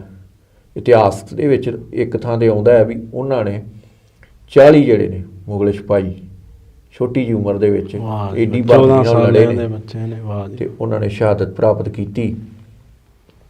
ਉਹ ਗੁਰੂ ਦਾ ਜਿਹੜਾ ਹਿਰਦਾ ਕਿੰਨਾ ਵੱਡਾ ਹੈ ਵੀ ਜਿਹੜਾ ਆਪਾਂ ਬਿਆਨ ਕਰਨਾ ਆਪਾਂ ਨੂੰ ਔਖਾ ਹੋ ਰਿਹਾ ਇਹ ਡਿਸਕਸ਼ਨ, ਕਿਉਂਕਿ ਬਹੁਤ ਜਿਹੜੀ ਸੰਵੇਦਨਸ਼ੀਲ ਹੈ। ਇਹਨਾਂ ਦਿਨਾਂ ਦੇ ਵਿੱਚ ਸਿੱਖਾਂ ਦੇ ਘਰਾਂ ਦੇ ਵਿੱਚ ਬਹੁਤੇ ਲੋਕ ਸੋਗ ਮਨਾਉਂਦੇ ਨੇ ਅਤੇ ਉਹ ਭੂੰਜੇ ਜਿਹੜਾ ਆਪਦਾ ਬਿਸਤਰ ਵਿਛਾਉਂਦੇ ਨੇ, ਉਹ ਮੰਜੀ 'ਤੇ ਜਾਂ ਬੈੱਡ 'ਤੇ ਨਹੀਂ ਪੈਂਦੇ। ਠੀਕ ਹੈ। ਉਹ ਕਿਉਂਕਿ ਇਸ ਪੋਹ ਦੇ ਮਹੀਨੇ ਦੇ ਵਿੱਚ ਗੁਰੂ ਸਾਹਿਬ ਦਾ ਸਾਰਾ ਜਿਹੜਾ ਪਰਿਵਾਰ ਹੈ, ਸਣੇ ਮਾਤਾ ਗੁਜਰੀ, 4 ਸਾਹਿਬਜ਼ਾਦੇ, ਉਹ ਥੋੜ੍ਹੇ ਜਿਹੇ ਦਿਨਾਂ ਦੇ ਵਿੱਚ ਹੀ ਜਿਹੜੇ ਸ਼ਹੀਦ ਹੋ ਜਾਂਦੇ ਨੇ। ਕਮਲਦੀਪ ਜੀ, ਜਦੋਂ ਬਾਬਾ ਅਜੀਤ ਸਿੰਘ ਜੀ ਸ਼ਹੀਦ ਹੋ ਜਾਂਦੇ ਆ, ਉਸ ਤੋਂ ਬਾਅਦ ਬਾਬਾ ਜ਼ੋਰਾਵਰ ਸਿੰਘ ਜੀ ਸ਼ਹੀਦ ਹੋ ਜਾਂਦੇ ਆ, ਉਸ ਤੋਂ ਬਾਅਦ ਫਿਰ ਕਿਹੜੇ ਸਿੰਘ ਜੱਥਾ ਲੈ ਕੇ ਆਉਂਦੇ ਆ ਅਤੇ ਕਿਹਨਾਂ ਨੂੰ ਗੁਰੂ ਸਾਹਿਬ ਡਿਊਟੀ ਦਿੰਦੇ ਜਾਂਦੇ ਹੁੰਦੀ? ਜਦੋਂ ਸਾਹਿਬਜ਼ਾਦਾ ਜੁਝਾਰ ਸਿੰਘ ਸ਼ਹੀਦ ਹੁੰਦੇ ਆ, ਹਾਂਜੀ, ਭਾਈ ਦਇਆ ਸਿੰਘ ਜਿਹੜੇ ਨੇ ਉਹ ਗੁਰੂ ਸਾਹਿਬ ਕੋਲੇ 5 ਸਿੰਘਾਂ ਨਾਲ ਆਉਂਦੇ ਆ। ਠੀਕ ਹੈ ਜੀ। ਗੁਰੂ ਸਾਹਿਬ ਨੂੰ ਕਹਿੰਦੇ ਵੀ ਤੁਸੀਂ ਹੁਣ ਜਿਹੜਾ ਇਹ ਚਮਕੌਰ ਦੀ ਗੜੀ ਨੂੰ ਜਿਹੜਾ ਛੱਡ ਦਿਓ। ਠੀਕ ਹੈ ਜੀ। ਅਤੇ ਵੀ ਕਿਉਂ ਗੁਰੂ ਸਾਹਿਬ ਜਿਹੜੇ ਕਹਿੰਦੇ ਵੀ ਨਹੀਂ ਮੈਂ ਨਹੀਂ ਜਾਣਾ, ਅਤੇ ਭਾਈ ਦਇਆ ਸਿੰਘ ਇਹ ਕਹਿੰਦੇ ਵੀ ਤੁਸੀਂ ਅਗਵਾਈ ਕਰਨੀ ਅੱਗੋਂ, ਵੀ ਜੇ ਤੁਸੀਂ ਗੁਰੂ ਸਾਹਿਬ ਅਗਵਾਈ ਕਰਨਗੇ ਹਾਂਜੀ, ਅਤੇ ਜਿਹੜਾ ਵੀ ਇਤਿਹਾਸ ਵਿੱਚ ਬਹੁਤ ਵੱਡੇ ਵੱਡੇ ਜਿਹੜੇ ਯੋਧੇ ਪੈਦਾ ਹੋ ਸਕਦੇ ਨੇ। ਬਿਲਕੁਲ ਜੀ। ਅਤੇ ਉਹ ਫਿਰ ਗੁਰੂ ਸਾਹਿਬ ਨੂੰ ਇਹ ਵੀ ਕਹਿੰਦੇ ਨੇ ਵੀ ਇਹ ਜਿਹੜਾ ਸਾਡਾ ਹੁਕਮ ਆ, ਕਿਉਂਕਿ ਗੁਰੂ ਸਾਹਿਬ ਨੇ ਜਦੋਂ ਅੰਮ੍ਰਿਤ ਛਕਾਇਆ ਤਾਂ ਉਦੋਂ 5 ਪਿਆਰਿਆਂ ਤੋਂ ਆਪ ਹੀ ਛਕਿਆ, ਅਤੇ ਉਦੋਂ ਫਿਰ ਗੁਰੂ ਸਾਹਿਬ ਨੇ ਇਹ ਵੀ ਕਿਹਾ ਵੀ ਖਾਲਸਾ ਮੇਰੋ ਰੂਪ ਹੈ ਖਾਸ।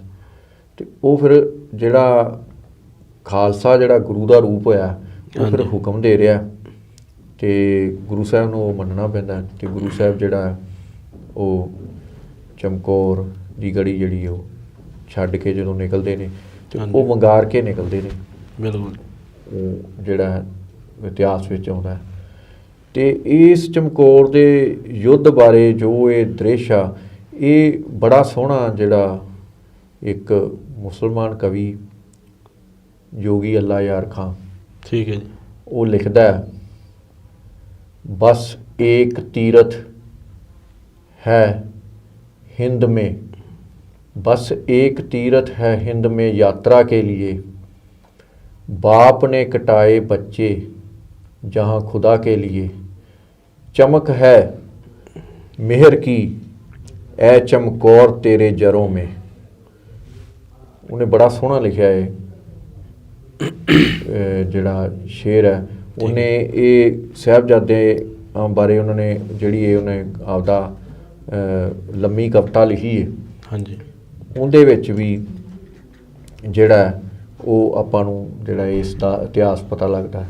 ਠੀਕ ਹੈ ਜੀ। ਉਸ ਤੋਂ ਬਾਅਦ ਜਦੋਂ ਗੁਰੂ ਸਾਹਿਬ ਉੱਥੋਂ ਜਾਂਦੇ, ਉਹ ਫਿਰ ਗੁਰੂ ਸਾਹਿਬ ਜਿਹੜਾ ਇਤਿਹਾਸ ਹੈ ਉਹ ਦੱਸਦਾ, ਮਾਛੀਵਾੜੇ ਦੇ ਜੰਗਲ ਪਹੁੰਚਦੇ ਨੇ। ਠੀਕ ਹੈ ਜੀ। ਜਦੋਂ ਗੁਰੂ ਸਾਹਿਬ ਮਾਛੀਵਾੜੇ ਦੇ ਜੰਗਲਾਂ 'ਚ ਚਲੇ ਜਾਂਦੇ ਆ ਜੀ, ਇਸ ਤੋਂ ਅੱਗੇ ਹੁਣ ਮੈਂ ਤੁਹਾਨੂੰ ਛੋਟੇ ਸਾਹਿਬਜ਼ਾਦਿਆਂ ਬਾਰੇ ਪੁੱਛਣਾ ਚਾਹੂੰਗਾ ਜੀ। ਫਿਰ ਸਰਸਾ ਨਦੀ ਦੇ ਕਿਨਾਰੇ ਤੋਂ ਬਾਅਦ ਜਿਹੜੇ ਛੋਟੇ ਸਾਹਿਬਜ਼ਾਦੇ ਆ, ਉਹ ਜਦੋਂ ਵਿਛੜਦੇ ਆ, ਉਹ ਕਿਹੜੇ ਪਾਸੇ ਨੂੰ ਚਲੇ ਜਾਂਦੇ?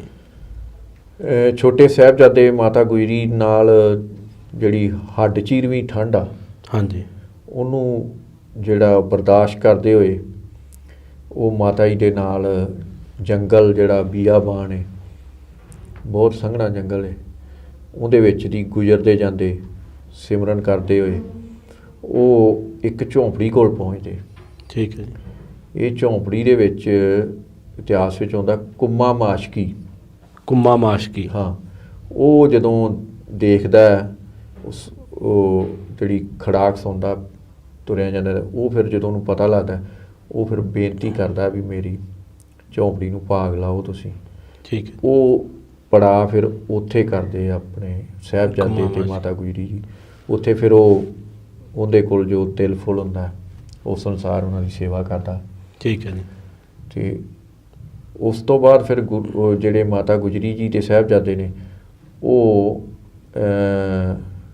ਜੰਗਲ ਦੇ ਵਿੱਚ ਦੀ ਹੁੰਦੇ ਹੋਏ ਜਦੋਂ ਅੱਗੇ ਜਾਂਦੇ ਤਾਂ ਉਹਨਾਂ ਨੂੰ ਉਹਨਾਂ ਦਾ ਪੁਰਾਣਾ ਜਿਹੜਾ ਰਸੋਈਆ ਸੀ ਗੰਗੂ ਬ੍ਰਾਹਮਣ, ਜਿਹਦਾ ਇਤਿਹਾਸ ਵਿੱਚ ਨਾਮ ਆਉਂਦਾ, ਉਹ ਉਹਨਾਂ ਨੂੰ ਆਪਣੇ ਪਿੰਡ ਖੇੜੀ ਲੈ ਜਾਂਦਾ।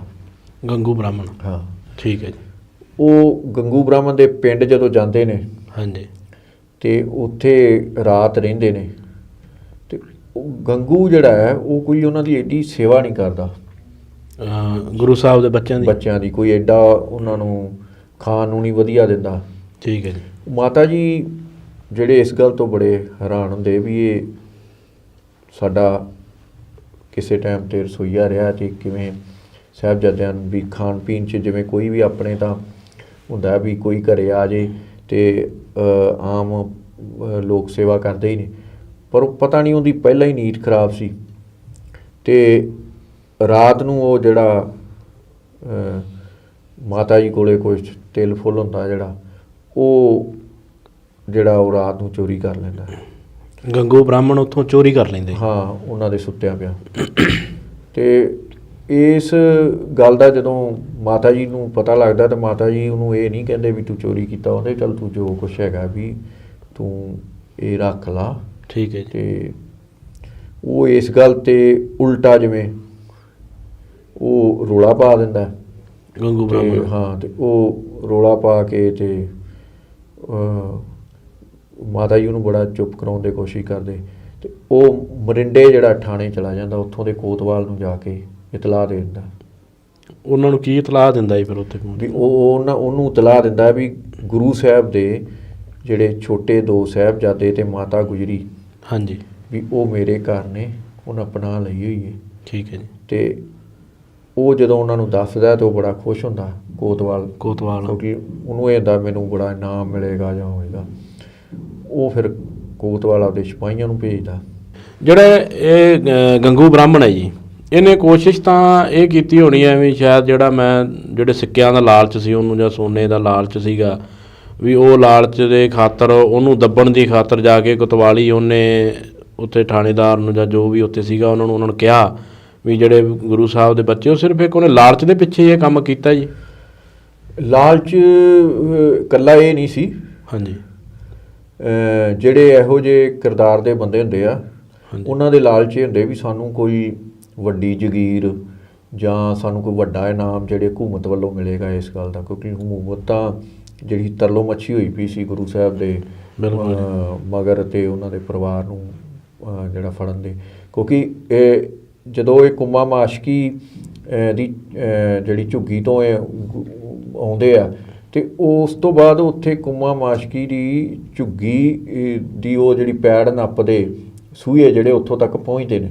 ਅੱਛਾ ਜੀ। ਮਗਰ ਜਿਹੜੀ ਮੁਗਲ ਹਕੂਮਤ ਦੇ ਸੂਹੇ ਸੀ ਨਾ, ਉੱਥੋਂ ਤੱਕ ਪਹੁੰਚਦੇ ਨੇ। ਅਤੇ ਤੁਸੀਂ ਇਹ ਵੇਖੋ ਵੀ ਉੱਥੋਂ ਫਿਰ ਇਹ ਮਰਿੰਡੇ ਥਾਣੇ ਜਦੋਂ ਲਿਜਾਇਆ ਜਾਂਦਾ, ਉੱਥੇ ਇਹਨਾਂ ਨੂੰ ਉੱਥੇ ਫਰਸ਼ 'ਤੇ ਠੰਡ ਦੇ ਵਿੱਚ ਜਿਹੜਾ ਅੰਦਰ ਜਿਹੜੀ ਕੋਤਵਾਲੀ ਦੇ ਵਿੱਚ ਰੱਖਿਆ ਜਾਂਦਾ, ਅਤੇ ਉਹ ਜਿਸ ਸਮੇਂ ਉਹਨਾਂ ਕੋਲ ਕੋਈ ਗਰਮ ਕੱਪੜਾ ਨਹੀਂ, ਫਰਸ਼ ਦੇ ਉੱਤੇ ਉਹ ਮਾਤਾ ਜੀ ਦੀ ਜਿਹੜੀ ਗੋਦੀ ਦਾ ਜਿਹੜਾ ਨਿੱਘ ਮਾਣਦੇ ਨੇ। ਅਤੇ ਤਸੀਹੇ ਤਾਂ ਉਹਨਾਂ ਨੂੰ ਸ਼ੁਰੂ ਹੋ ਗਏ ਇੱਥੋਂ ਹੀ, ਕੋਤਵਾਲੀ ਤੋਂ ਹੀ ਤਸੀਹੇ ਸ਼ੁਰੂ ਹੋ ਗਏ। ਅਤੇ ਉਹ ਜਿਹੜਾ ਕੋਤਵਾਲੇ ਫਿਰ ਉਹਨੂੰ ਜਿਹੜਾ ਸਾਹਿਬਜ਼ਾਦਿਆਂ ਨੂੰ ਅਤੇ ਮਾਤਾ ਗੁਜਰੀ ਨੂੰ ਸਰਹੰਦ ਜਿਹੜਾ ਉਹ ਸੂਬੇਦਾਰ ਜਿਹੜਾ ਵਜ਼ੀਰ ਖਾਨ ਉਹਦੇ ਪੇਸ਼ ਕਰਨੀ ਲੈ ਕੇ ਜਾਂਦੇ। ਠੀਕ ਹੈ। ਤੁਸੀਂ ਇਹ ਮਹਿਸੂਸ ਕਰਕੇ ਵੇਖੋ ਵੀ ਇਹ ਇਤਿਹਾਸ ਇਹੋ ਜਿਹਾ ਇਤਿਹਾਸ ਹੈ ਜਿਹੜਾ ਮਹਿਸੂਸ ਕਰਨਾ ਬਣਦਾ ਹੈ ਕੌਮ ਨੂੰ। ਬਿਲਕੁਲ ਬਣਦਾ। ਉਵੇਂ ਆਪਾਂ ਕੋਈ ਸਾਖੀ ਪੜ੍ਹ ਲਈਏ ਜਾਂ ਆਪਾਂ ਇਤਿਹਾਸ ਪੜ੍ਹ ਲਈਏ ਉਹਨੂੰ ਓਪਰੀ ਨਜ਼ਰੇ ਅਤੇ ਉਹ ਹੋਰ ਚੀਜ਼ ਹੈ। ਇਹ ਘਟਨਾਵਾਂ ਜਿਹੜੀਆਂ ਨੇ ਇਹ ਮਹਿਸੂਸ ਕਰਨ ਵਾਲੀਆਂ ਵੀ ਕਿਵੇਂ ਨਿੱਕੇ ਨਿੱਕੇ ਬਾਲ ਜਿਹੜੇ ਕਿ 5 ਤੇ 7 ਸਾਲ ਦੀਆਂ ਜਿਹੜੀਆਂ ਨਿੱਕੇ ਬਾਲ 5-5 7-7 ਸਾਲ ਦੇ ਜਿਹੜੇ ਛੋਟੇ ਛੋਟੇ ਬੱਚੇ ਆ ਜੀ। ਅੱਜ ਆਪਾਂ ਜੇ ਸੋਚ ਕੇ ਵੇਖੀਏ ਅੱਖਾਂ ਬੰਦ ਕਰਕੇ ਇੱਕ ਵਾਰ ਮਾੜਾ ਜਿਹਾ ਸੋਚੀਏ ਵੀ 5 ਸਾਲ ਦਾ ਬੱਚਾ ਅਤੇ 7 ਸਾਲ ਦਾ ਬੱਚਾ ਜਿਹਨੂੰ ਆਪਾਂ ਅੱਜ ਕਮਰੇ ਤੋਂ ਬਾਹਰ ਨਹੀਂ ਨਿਕਲਣ ਦਿੰਦੇ ਵੀ ਇੰਨੀ ਠੰਡ ਆ ਵੀ ਪੁੱਤ ਤੂੰ ਬਾਹਰ ਨਾ ਨਿਕਲ, ਤੈਨੂੰ ਜ਼ੁਕਾਮ ਲੱਗ ਜਾਊਗਾ ਜਾਂ ਕੋਈ ਇਸ ਤਰ੍ਹਾਂ ਦੀ ਪ੍ਰੋਬਲਮ ਆ ਜਾਊਗੀ, ਅਤੇ ਉਹਨਾਂ ਨਾਲ ਕਿੰਨੇ ਤਸੀਹੇ ਦਿੱਤੇ ਗਏ ਜੀ ਉਹਨਾਂ ਨੂੰ।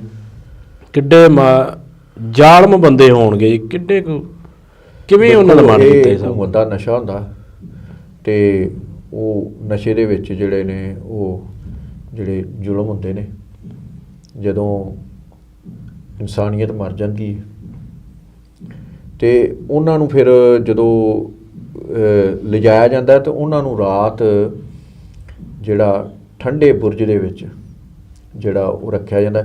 ਇਹ ਜਿਹੜੇ ਬੁਰਜ ਨੇ ਇਹ ਬਣਾਏ ਹੁੰਦੇ ਆ ਵੀ ਕੋਈ ਵੀ ਜਿਹੜਾ ਉਸ ਸਮੇਂ ਹਕੂਮਤ ਕਰਨ ਵਾਲਾ ਕੋਈ ਵੀ ਅਹਿਲਕਾਰ ਸੀਗਾ, ਉਹ ਜਦੋਂ ਗਰਮੀਆਂ ਦੇ ਦਿਨਾਂ ਦੇ ਵਿੱਚ ਗਰਮੀ ਬਹੁਤ ਪੈਂਦੀ ਜਦੋਂ, ਉਦੋਂ ਉਹਨਾਂ ਨੇ ਇਹ ਇਹੋ ਜਿਹੇ ਸਥਾਨ ਬਣਾਏ ਦੇ ਸੀ ਵੀ ਗਰਮੀ ਦੇ ਦਿਨਾਂ ਵਿੱਚ ਵੀ ਉੱਥੇ ਜਿਹੜੀ ਇਹ ਠੰਡੀ ਹਵਾ ਆਉਂਦੀ ਸੀ। ਉਹ ਜਿਹੜੀਆਂ ਦਿਸ਼ਾਵਾਂ ਨੂੰ ਮੁੱਖ ਰੱਖ ਕੇ ਉਸ ਸਮੇਂ ਦੇ ਜਿਹੜਾ ਆਰਕੀਟੈਕਚਰ ਆ ਉਹ ਇੰਨਾ ਕੁ ਜ਼ਿਆਦਾ ਵਧੀਆ ਸੀ ਵੀ ਉਹ ਇਹ ਚੀਜ਼ ਬਣਾਉਂਦਾ ਸੀ ਵੀ ਗਰਮੀਆਂ ਦੇ ਵਿੱਚ ਵੀ ਉੱਥੇ ਠੰਡੀ ਹਵਾ ਆਵੇ, ਅਤੇ ਉਹ ਇੰਨਾ ਕੁ ਉੱਚਾ ਰੱਖਿਆ ਜਾਂਦਾ ਸੀ ਜ਼ਮੀਨ ਤੋਂ ਵੀ ਉੱਥੇ ਆਮ ਹੀ ਹਵਾ ਜਿਹੜੀ ਚੱਲਦੀ ਰਹਿੰਦੀ ਸੀ, ਜਿਵੇਂ ਆਪਾਂ ਉੱਪਰਲੀ ਹਵਾ ਕਹਿ ਦਿੰਦੇ ਹਾਂ। ਅਤੇ ਦੂਜਾ ਇਹ ਸੀ ਵੀ ਉਹ ਜਿਹੜੀ ਪਹਾੜੀਆਂ ਨੇ ਉਹਨਾਂ ਦੀਆਂ ਦਿਸ਼ਾਵਾਂ ਨੂੰ ਮੁੱਖ ਰੱਖ ਕੇ ਇਹ ਜਿਹੜਾ ਬਣਾਇਆ ਜਾਂਦਾ ਸੀਗਾ।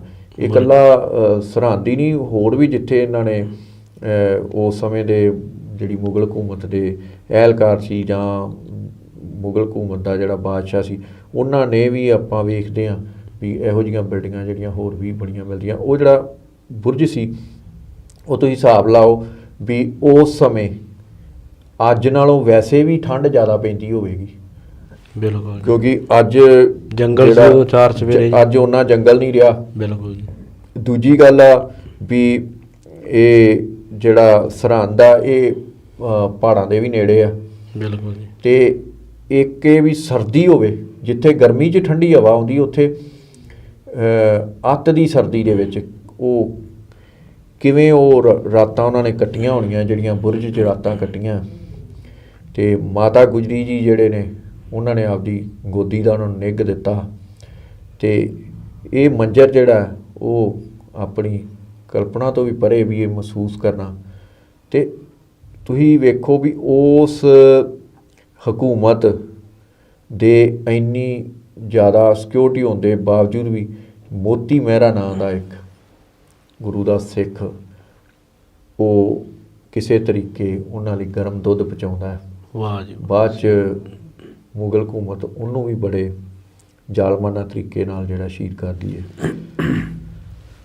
ਅਤੇ ਇਹ ਉਸ ਤੋਂ ਬਾਅਦ ਰਾਤ ਰੱਖਣ ਤੋਂ ਬਾਅਦ ਜਦੋਂ ਉਹਨਾਂ ਨੂੰ ਕਚਹਿਰੀ 'ਚ ਪੇਸ਼ ਕੀਤਾ ਜਾਂਦਾ, ਤੁਸੀਂ ਕਚਹਿਰੀ ਦਾ ਜਿਹੜਾ ਦ੍ਰਿਸ਼ ਉਹ ਵੇਖੋ ਵੀ ਇੱਕ ਸੂਬੇਦਾਰ ਬੈਠਾ ਉੱਥੇ, ਬਿਲਕੁਲ, ਨਵਾਬ ਮਲੇਰਕੋਟਲਾ ਉੱਥੇ ਆ, ਉੱਥੇ ਸੁੱਚਾ ਆਨੰਦ ਆ, ਉੱਥੇ ਹੋਰ ਅਹਿਲਕਾਰ ਨੇ, ਅਤੇ ਉਹਨਾਂ ਅੱਗੇ ਪੇਸ਼ ਕੌਣ ਹੋ ਰਿਹਾ?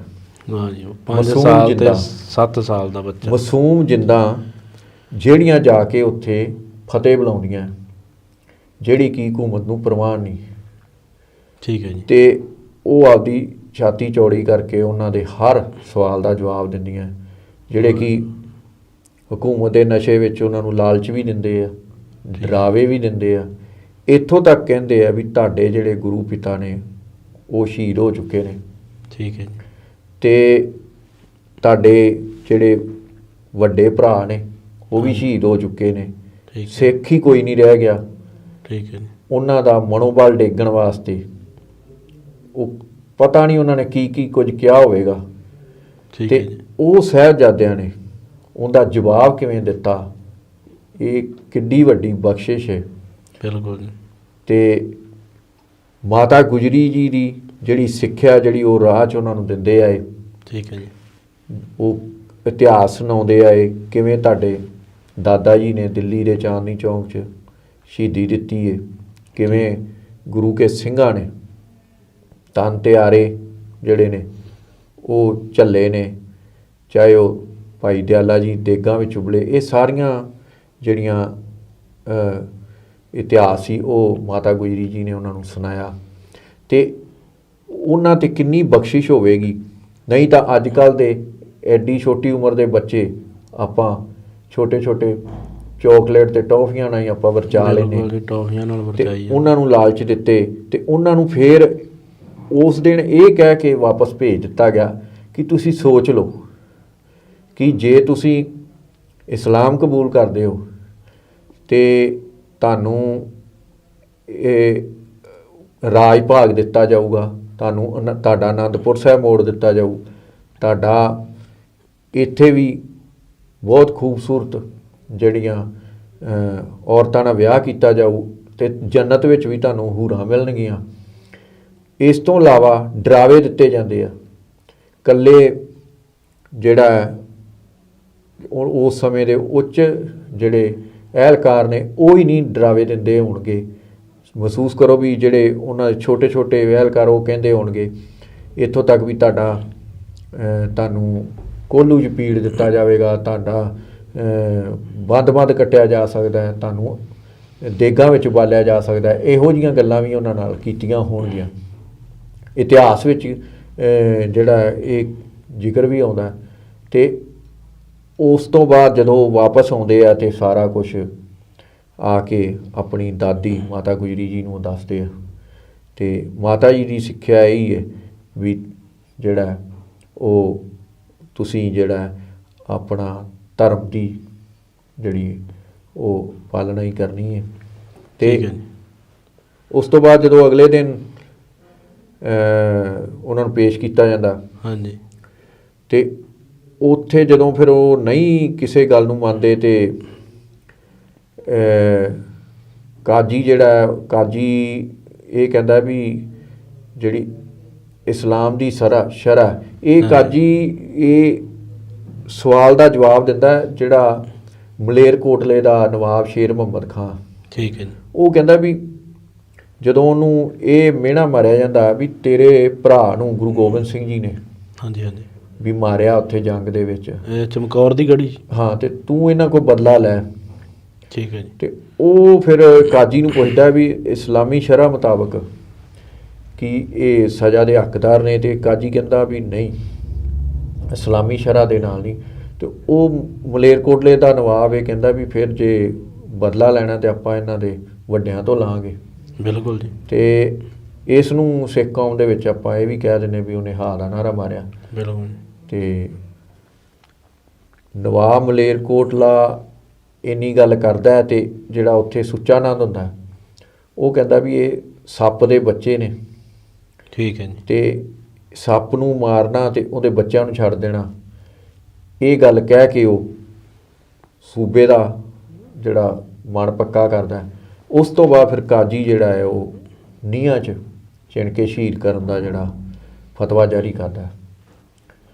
ਤੇ ਇਹਨਾਂ ਦੇ ਹੱਥ ਨਹੀਂ ਕੰਬੇ ਹੋਣਗੇ ਜੀ ਉਦੋਂ ਜਦੋਂ ਇਹਨਾਂ ਨੇ ਫਤਵਾ ਜਾਰੀ ਕੀਤਾ, ਜਿਹਨੇ ਲਿਖਿਆ ਵੀ ਮੈਂ ਕਿੱਡੀ ਸਜ਼ਾ ਇੱਕ ਛੋਟੇ ਛੋਟੇ ਬੱਚਿਆਂ ਨੂੰ ਜਿਹੜੀ ਸਜ਼ਾ ਦੇ ਰਿਹਾ, ਕਿ ਇਹ ਬਣਦੀ ਹੈ ਸਜ਼ਾ ਇੰਨੀ? ਜ਼ਾਲਮ ਜ਼ੁਲਮ, ਜਦੋਂ ਹਕੂਮਤ ਦਾ ਨਸ਼ਾ ਹੋਵੇ, ਪਾਵਰ ਹੋਵੇ, ਉਸ ਤੋਂ ਇਲਾਵਾ ਜਿਹੜੇ ਚਾਪਲੂਸ ਲੋਕ ਨੇ ਉਹ, ਤੇ ਇਸ ਤੋਂ ਵੀ ਉੱਤੇ ਵੀ ਜਦੋਂ ਇਨਸਾਨੀਅਤ ਹੀ ਮਰ ਜੇ ਤੇ ਉਦੋਂ ਫਿਰ ਆਪਦਾ ਭੈਣ ਭਰਾ ਨਹੀਂ ਦਿਸਦਾ। ਆਪਾਂ ਵੇਖਦੇ ਹੀ ਹਾਂ ਵੀ ਔਰੰਗਜ਼ੇਬ ਆ ਜਿਹੜਾ, ਉਹਦੀ ਹਕੂਮਤ ਹੀ ਸੀ ਤੇ ਔਰੰਗਜ਼ੇਬ ਨੇ ਆਪਦੇ ਭਰਾ ਨਹੀਂ ਛੱਡੇ, ਪਿਓ ਨਹੀਂ ਛੱਡਿਆ, ਆਪਦੀ ਧੀ ਨੂੰ ਵੀ ਕੈਦ ਰੱਖਿਆ ਉਹਨੇ। ਔਰੰਗਜ਼ੇਬ ਨੇ? ਹਾਂ। ਐਡਾ ਜ਼ਾਲਮ ਬਾਦਸ਼ਾਹ ਜੀ। ਹਾਂ, ਔਰੰਗਜ਼ੇਬ ਨੇ ਆਪਦਾ ਭਰਾ ਜਿਹੜਾ ਦਾਰਾ ਸ਼ਿਕੋ, ਜਿਹੜਾ ਕਿ ਉਸ ਸਮੇਂ ਸ਼ਾਹਜਹਾਨ ਜਿਹਨੂੰ ਬਾਦਸ਼ਾਹ ਬਣਾਉਣਾ ਚਾਹੁੰਦਾ ਸੀਗਾ ਹਿੰਦੁਸਤਾਨ ਦਾ, ਠੀਕ ਹੈ ਜੀ, ਉਹਦਾ ਸਿਰ ਵੱਢ ਕੇ ਆਪਦੇ ਪਿਓ ਕੋਲੇ, ਜਿਹਨੂੰ ਉਹਨੇ ਕੈਦ ਕੀਤਾ ਹੋਇਆ ਸੀ, ਉਹਦੇ ਕੋਲੇ ਉਹਨੇ ਪੇਸ਼ ਕੀਤਾ। ਤੇ ਉਹ ਐਡਾ ਮੁਤਸਬੀ ਸੀ, ਉਹਨੇ ਆਪਦੀ ਜਿਹੜੀ ਬੇਟੀ ਹੈ ਜੇਬਾ ਨਿਸੋ ਹੈ ਉਹਦਾ ਨਾਂ, ਉਹਨੂੰ ਵੀ ਉਹਨੇ 25 ਸਾਲ ਜਿਹੜਾ ਆਪਦੀ ਜੇਲ੍ਹ 'ਚ ਕੈਦ ਰੱਖਿਆ। ਤੇ ਆਪਦੇ ਬਾਪ ਨੂੰ ਰੱਖਿਆ, ਜਿਹਨੂੰ ਇਹ ਨਹੀਂ ਸੀਗਾ ਵੀ ਉਹਨੂੰ ਚੱਜ ਨਾਲ ਕੋਈ ਖਾਣ ਨੂੰ ਦੇਣਾ। ਉਹਨੂੰ ਇੱਥੋਂ ਤੱਕ ਕਿ ਪਾਣੀ ਵੀ ਜਿਹੜਾ ਉਹ ਬਹੁਤ ਥੋੜ੍ਹਾ ਪੀਣ ਨੂੰ ਦਿੱਤਾ ਜਾਂਦਾ ਸੀ। ਤੇ ਉਸ ਹਕੂਮਤ ਤੋਂ ਕੀ ਤਵੱਕੋ ਕੀਤੀ ਜਾ ਸਕਦੀ ਹੈ ਵੀ ਜਿਹੜੀ ਹਕੂਮਤ ਦੇ ਵਿਰੁੱਧ ਗੁਰੂ ਸਾਹਿਬ ਨੇ ਆਵਾਜ਼ ਉਠਾਈ ਹੋਵੇ ਜ਼ੁਲਮ ਦੇ ਖਿਲਾਫ, ਤੇ ਉਹ ਛੋਟੀਆਂ ਜਿੰਦਾਂ 'ਤੇ ਤਰਸ ਕਰੇਗੀ। ਤੇ ਇਹਨਾਂ ਨੇ ਉਹ ਜਿਹੜੇ ਜਲਾਦ ਵੀ ਚੁਣੇ, ਉਹ ਜਲਾਦਾਂ ਨੂੰ ਸਜ਼ਾ ਹੋਈ ਸੀ ਪਹਿਲਾਂ ਤੋਂ ਹੀ। ਹਾਂ, ਉਹ ਜਿਹੜਾ ਸ਼ਾਸ਼ਲ ਬੇਗ, ਵਾਸ਼ਲ ਬੇਗ ਜਿਹੜਾ, ਉਹਨੂੰ ਪੇਸ਼ ਕੀਤਾ ਜਾਂਦਾ ਸੂਬੇ ਦੇ ਕਚਹਿਰੀ ਦੇ ਵਿੱਚ, ਤੇ ਉਹ ਇਸ ਗੱਲ 'ਤੇ ਮੰਨ ਜਾਂਦਾ ਵੀ ਉਹਨੂੰ ਇਹ ਕਿਹਾ ਜਾਂਦਾ ਵੀ ਤੇਰੀ ਸਜ਼ਾ ਮਾਫ਼ ਕਰ ਦਿੱਤੀ ਜਾਏਗੀ। ਉਸ ਤੋਂ ਬਾਅਦ ਫਿਰ ਸਾਹਿਬਜ਼ਾਦਿਆਂ ਨੂੰ ਜਦੋਂ ਅਗਲੇ ਦਿਨ ਲੈ ਕੇ ਜਾਂਦੇ ਆ, ਠੀਕ ਹੈ ਜੀ, ਤੇ ਉਹਨਾਂ ਨੂੰ ਨੀਹਾਂ 'ਚ ਚਿਣਦੇ ਨੇ। ਤੇ ਇਤਿਹਾਸ ਤਾਂ ਇਹ ਵੀ ਕਹਿੰਦਾ ਵੀ ਉਦੋਂ ਪਹਿਲਾਂ ਉਹਨਾਂ ਨੂੰ, ਕੁਝ ਇਤਿਹਾਸਕਾਰ ਇਹ ਕਹਿੰਦੇ ਵੀ ਪਹਿਲਾਂ ਵੀ ਤਸੀਹੇ ਦਿੱਤੇ ਗਏ ਬੱਚਿਆਂ ਨੂੰ ਜੀ। ਹਾਂਜੀ, ਠੀਕ ਹੈ ਜੀ, ਤਸੀਹੇ ਦਿੱਤੇ ਗਏ। ਤੇ ਉਹਨਾਂ ਦੇ ਜਦੋਂ ਗੋਡਿਆਂ ਤੱਕ ਜਾਂਦੀ ਕੰਧ, ਤੇ ਅੱਗੋਂ ਗੋਡੇ ਜਿਹੜੇ ਨੇ ਉਹ ਜਦੋਂ ਉਹ ਜਿਹੜਾ ਨੀਂਹ ਜਿਹੜਾ ਬਣਾਉਂਦਾ, ਹਾਂਜੀ, ਉਹਨੂੰ ਇੱਟ ਭੰਨਣੀ ਪੈਂਦੀ ਹੈ। ਤੇ ਉਦੋਂ ਕਹਿੰਦੇ ਵੀ ਇੱਟ ਨਹੀਂ ਭੰਨਣੀ, ਇਹ ਗੋਡੇ ਛਿੱਲਣੇ। ਕਿੱਡਾ ਜ਼ਾਲਮ ਬਾਦਸ਼ਾਹ ਤੇ ਕਿੱਡੇ ਜ਼ਾਲਮ ਲੋਕ ਜਿਹੜੇ ਉੱਥੇ ਉਸ ਟਾਈਮ 'ਤੇ ਸੀਗੇ ਮੌਕੇ 'ਤੇ, ਵੀ ਚਲੋ ਤੁਸੀਂ ਐਡੀ ਸਜ਼ਾ ਤਾਂ ਦੇਤੀ, ਕਮ ਸੇ ਕਮ ਜਿਹੜੀ ਉਹ ਚਲੋ ਇੱਟ ਹੀ ਭੰਨ ਕੇ ਲਾ ਲੈਣ ਦਿਓ, ਐਡੇ ਜ਼ਾਲਮ ਹੋ ਗਏ। ਤੇ ਉਹ ਸਾਹਿਬਜ਼ਾਦਿਆਂ ਨੂੰ ਇੱਦਾਂ ਤਸੀਹੇ ਦਿੰਦੇ ਜਦੋਂ ਉਹ ਛਾਤੀ ਤੱਕ ਪਹੁੰਚਦੀ ਹੈ, ਹਾਂਜੀ, ਦੀਵਾਰ, ਉਦੋਂ ਵੀ ਉਹ ਪੁੱਛਦੇ ਵੀ ਅਸੀਂ ਤੁਹਾਨੂੰ ਹਾਲੇ ਵੀ ਬਚਾ ਲਾਂਗੇ, ਤੁਸੀਂ ਮੰਨ ਜਾਓ। ਪਰ ਸਾਹਿਬਜ਼ਾਦੇ ਨਹੀਂ ਮੰਨਦੇ। ਤੇ ਉਸ ਤੋਂ ਬਾਅਦ ਫਿਰ ਉਹ ਬੇਹੋਸ਼ ਹੋ ਜਾਂਦੇ ਆ। ਉਸ ਤੋਂ ਬਾਅਦ ਫਿਰ ਇਹ ਇਸਲਾਮੀ ਕਾਨੂੰਨ ਮੁਤਾਬਕ ਉਹਨਾਂ ਨੂੰ ਜ਼ਿਬਾ ਕੀਤਾ ਜਾਂਦਾ ਤੇ ਸ਼ਹੀਦ ਕਰ ਦਿੱਤਾ ਜਾਂਦਾ। ਤੇ ਕਿੱਡੇ ਜ਼ਾਲਮ ਬਾਦਸ਼ਾਹ ਜੀ। ਉਹ ਜਿਹੜਾ ਇਹ ਆਪਦੀ ਬਰਬਾਦੀ ਜਿਹੜੀ ਸੂਬਾ ਸਰਹੰਦ ਤੇ ਮੁਗਲ ਹਕੂਮਤ, ਉਹਦੀ ਉਹ ਜਿਹੜੀ ਬਰਬਾਦੀ ਦੀ ਤਵਾਰੀਖ ਉਹ ਲਿਖ ਦਿੰਦੇ ਨੇ। ਤੇ ਉਸ ਤੋਂ ਬਾਅਦ ਦਾ ਇਤਿਹਾਸ ਤੁਹਾਨੂੰ ਪਤਾ ਹੀ ਹੈ। ਫਿਰ ਉਸ ਤੋਂ ਅੱਗੇ ਤਾਂ ਫਿਰ ਆਇਆ ਜੀ ਕਿਵੇਂ ਜਿਹੜੀ ਸਰਹੰਦ ਦੀ ਬਰਬਾਦੀ ਹੁੰਦੀ ਹੈ, ਤੇ ਇਹ ਜਿਹੜੇ ਜ਼ਾਲਮ ਨੇ ਉਹਨਾਂ ਨੂੰ ਜਿਹੜਾ ਸਜ਼ਾਵਾਂ ਸਜ਼ਾਵਾਂ ਮਿਲਦੀਆਂ ਨੇ। ਉਹ ਤਾਂ ਮਿਲਦੀਆਂ ਨੇ ਜੀ। ਜਿੱਡੇ ਜ਼ਾਲਮ ਕੰਮ ਇਹਨਾਂ ਨੇ ਕੀਤਾ ਜੀ ਛੋਟੇ ਛੋਟੇ ਬੱਚਿਆਂ ਦਾ, ਚਲੋ ਜਿਹੜੇ ਜੰਗ ਦੇ ਵਿੱਚ ਲੜਦੇ ਸ਼ਹੀਦ ਹੁੰਦੇ ਉਹ ਇੱਕ ਵੱਖਰਾ ਕੰਮ ਹੈ ਜੀ। ਜਿਹੜਾ ਹੁਣ ਛੋਟੇ ਛੋਟੇ ਬੱਚਿਆਂ ਨੂੰ ਨੀਹਾਂ ਦੇ ਵਿੱਚ ਚਿਣਵਾ ਦੇਣਾ, ਇਹ ਇੱਕ ਬਾਦਸ਼ਾਹ ਦਾ ਕੰਮ ਤਾਂ ਨਹੀਂ ਗਾ। ਅਤੇ ਚਲੋ ਜੋ ਵੀ ਹੋਇਆ ਜੀ ਇਤਿਹਾਸ ਸਾਰਾ ਜੀ। ਬਹੁਤ ਬਹੁਤ ਤੁਹਾਡਾ ਧੰਨਵਾਦ ਕਮਲਦੀਪ ਜੀ ਇੱਥੇ ਪਹੁੰਚਣ ਦਾ ਅਤੇ ਸਾਰੇ ਵਿਚਾਰ ਦੱਸਣ ਦਾ। ਸੋ ਮੈਂ ਸਾਰੀਆਂ ਸਿੱਖ ਸੰਗਤਾਂ ਨੂੰ ਅਤੇ ਇਸ ਭਾਰਤ ਦੇ ਦੁਨੀਆ ਦੇ ਵਿੱਚ ਵੱਸਦੇ ਹਰ ਇੱਕ ਇਨਸਾਨ ਨੂੰ ਮੈਂ ਇਹ ਗੱਲ ਜ਼ਰੂਰ ਕਹਿਣੀ ਚਾਹੂੰਗਾ ਜੀ। ਆਪਦੇ ਦਿਲੋਂ ਅਤੇ ਤਨ ਮਨ ਦੇ ਤੌਰ 'ਤੇ ਮੈਂ ਗੱਲ ਕਹੂੰਗਾ ਜੀ, ਜਿਹੜੇ ਇਹ ਇਤਿਹਾਸ ਆ ਜੋ ਵੀ ਇਹਨਾਂ ਨੇ ਅੱਜ ਦੱਸਿਆ, ਛੋਟੇ ਛੋਟੇ ਬੱਚਿਆਂ ਦਾ ਇਤਿਹਾਸ ਆ। ਸੋ ਆਪਣੇ ਜਿਹੜੇ ਬੱਚੇ ਆ ਜੀ ਉਹਨਾਂ ਨੂੰ ਇਸ ਇਤਿਹਾਸਿਕ ਸਥਾਨਾਂ ਦੇ ਦਰਸ਼ਨ ਜ਼ਰੂਰ ਕਰਵਾਓ, ਤਾਂ ਜੋ ਇਹਨਾਂ ਨੂੰ ਪਤਾ ਲੱਗ ਸਕੇ ਵੀ ਅਸੀਂ ਐਡੇ ਅਮੀਰ ਵਿਰਸੇ ਦੇ ਵਾਰਸ ਹਾਂ, ਵੀ ਜਿਨ੍ਹਾਂ ਨੇ ਕਿੰਨੀਆਂ ਕੁਰਬਾਨੀਆਂ ਦੇ ਕੇ ਸਿੱਖ ਪੰਥ ਜਿਹੜਾ ਹੈ ਇਹ ਖੜ੍ਹਾ ਕੀਤਾ ਜੀ। ਸੋ ਮੈਂ ਸਾਰਿਆਂ ਨੂੰ ਇਹ ਬੇਨਤੀ ਕਰੂੰਗਾ ਵੀ ਤੁਸੀਂ ਆਪਣੇ ਬੱਚਿਆਂ ਨੂੰ ਲੈ ਕੇ ਇੱਕ ਵਾਰ ਜਿਹੜੇ ਆ ਸ਼ਹੀਦੀ ਦਿਹਾੜੇ ਚੱਲ ਰਹੇ ਨੇ ਜੀ, ਹੁਣ ਇੱਥੇ ਆ ਕੇ ਤੁਸੀਂ ਦਰਸ਼ਨ ਜ਼ਰੂਰ ਕਰਵਾਓ। ਸੋ ਫਤਿਹ ਬੁਲਾਉਂਦੇ ਹਾਂ ਜੀ। ਵਾਹਿਗੁਰੂ ਜੀ ਕਾ ਖਾਲਸਾ, ਸ੍ਰੀ ਵਾਹਿਗੁਰੂ ਜੀ ਕੀ ਫਤਿਹ।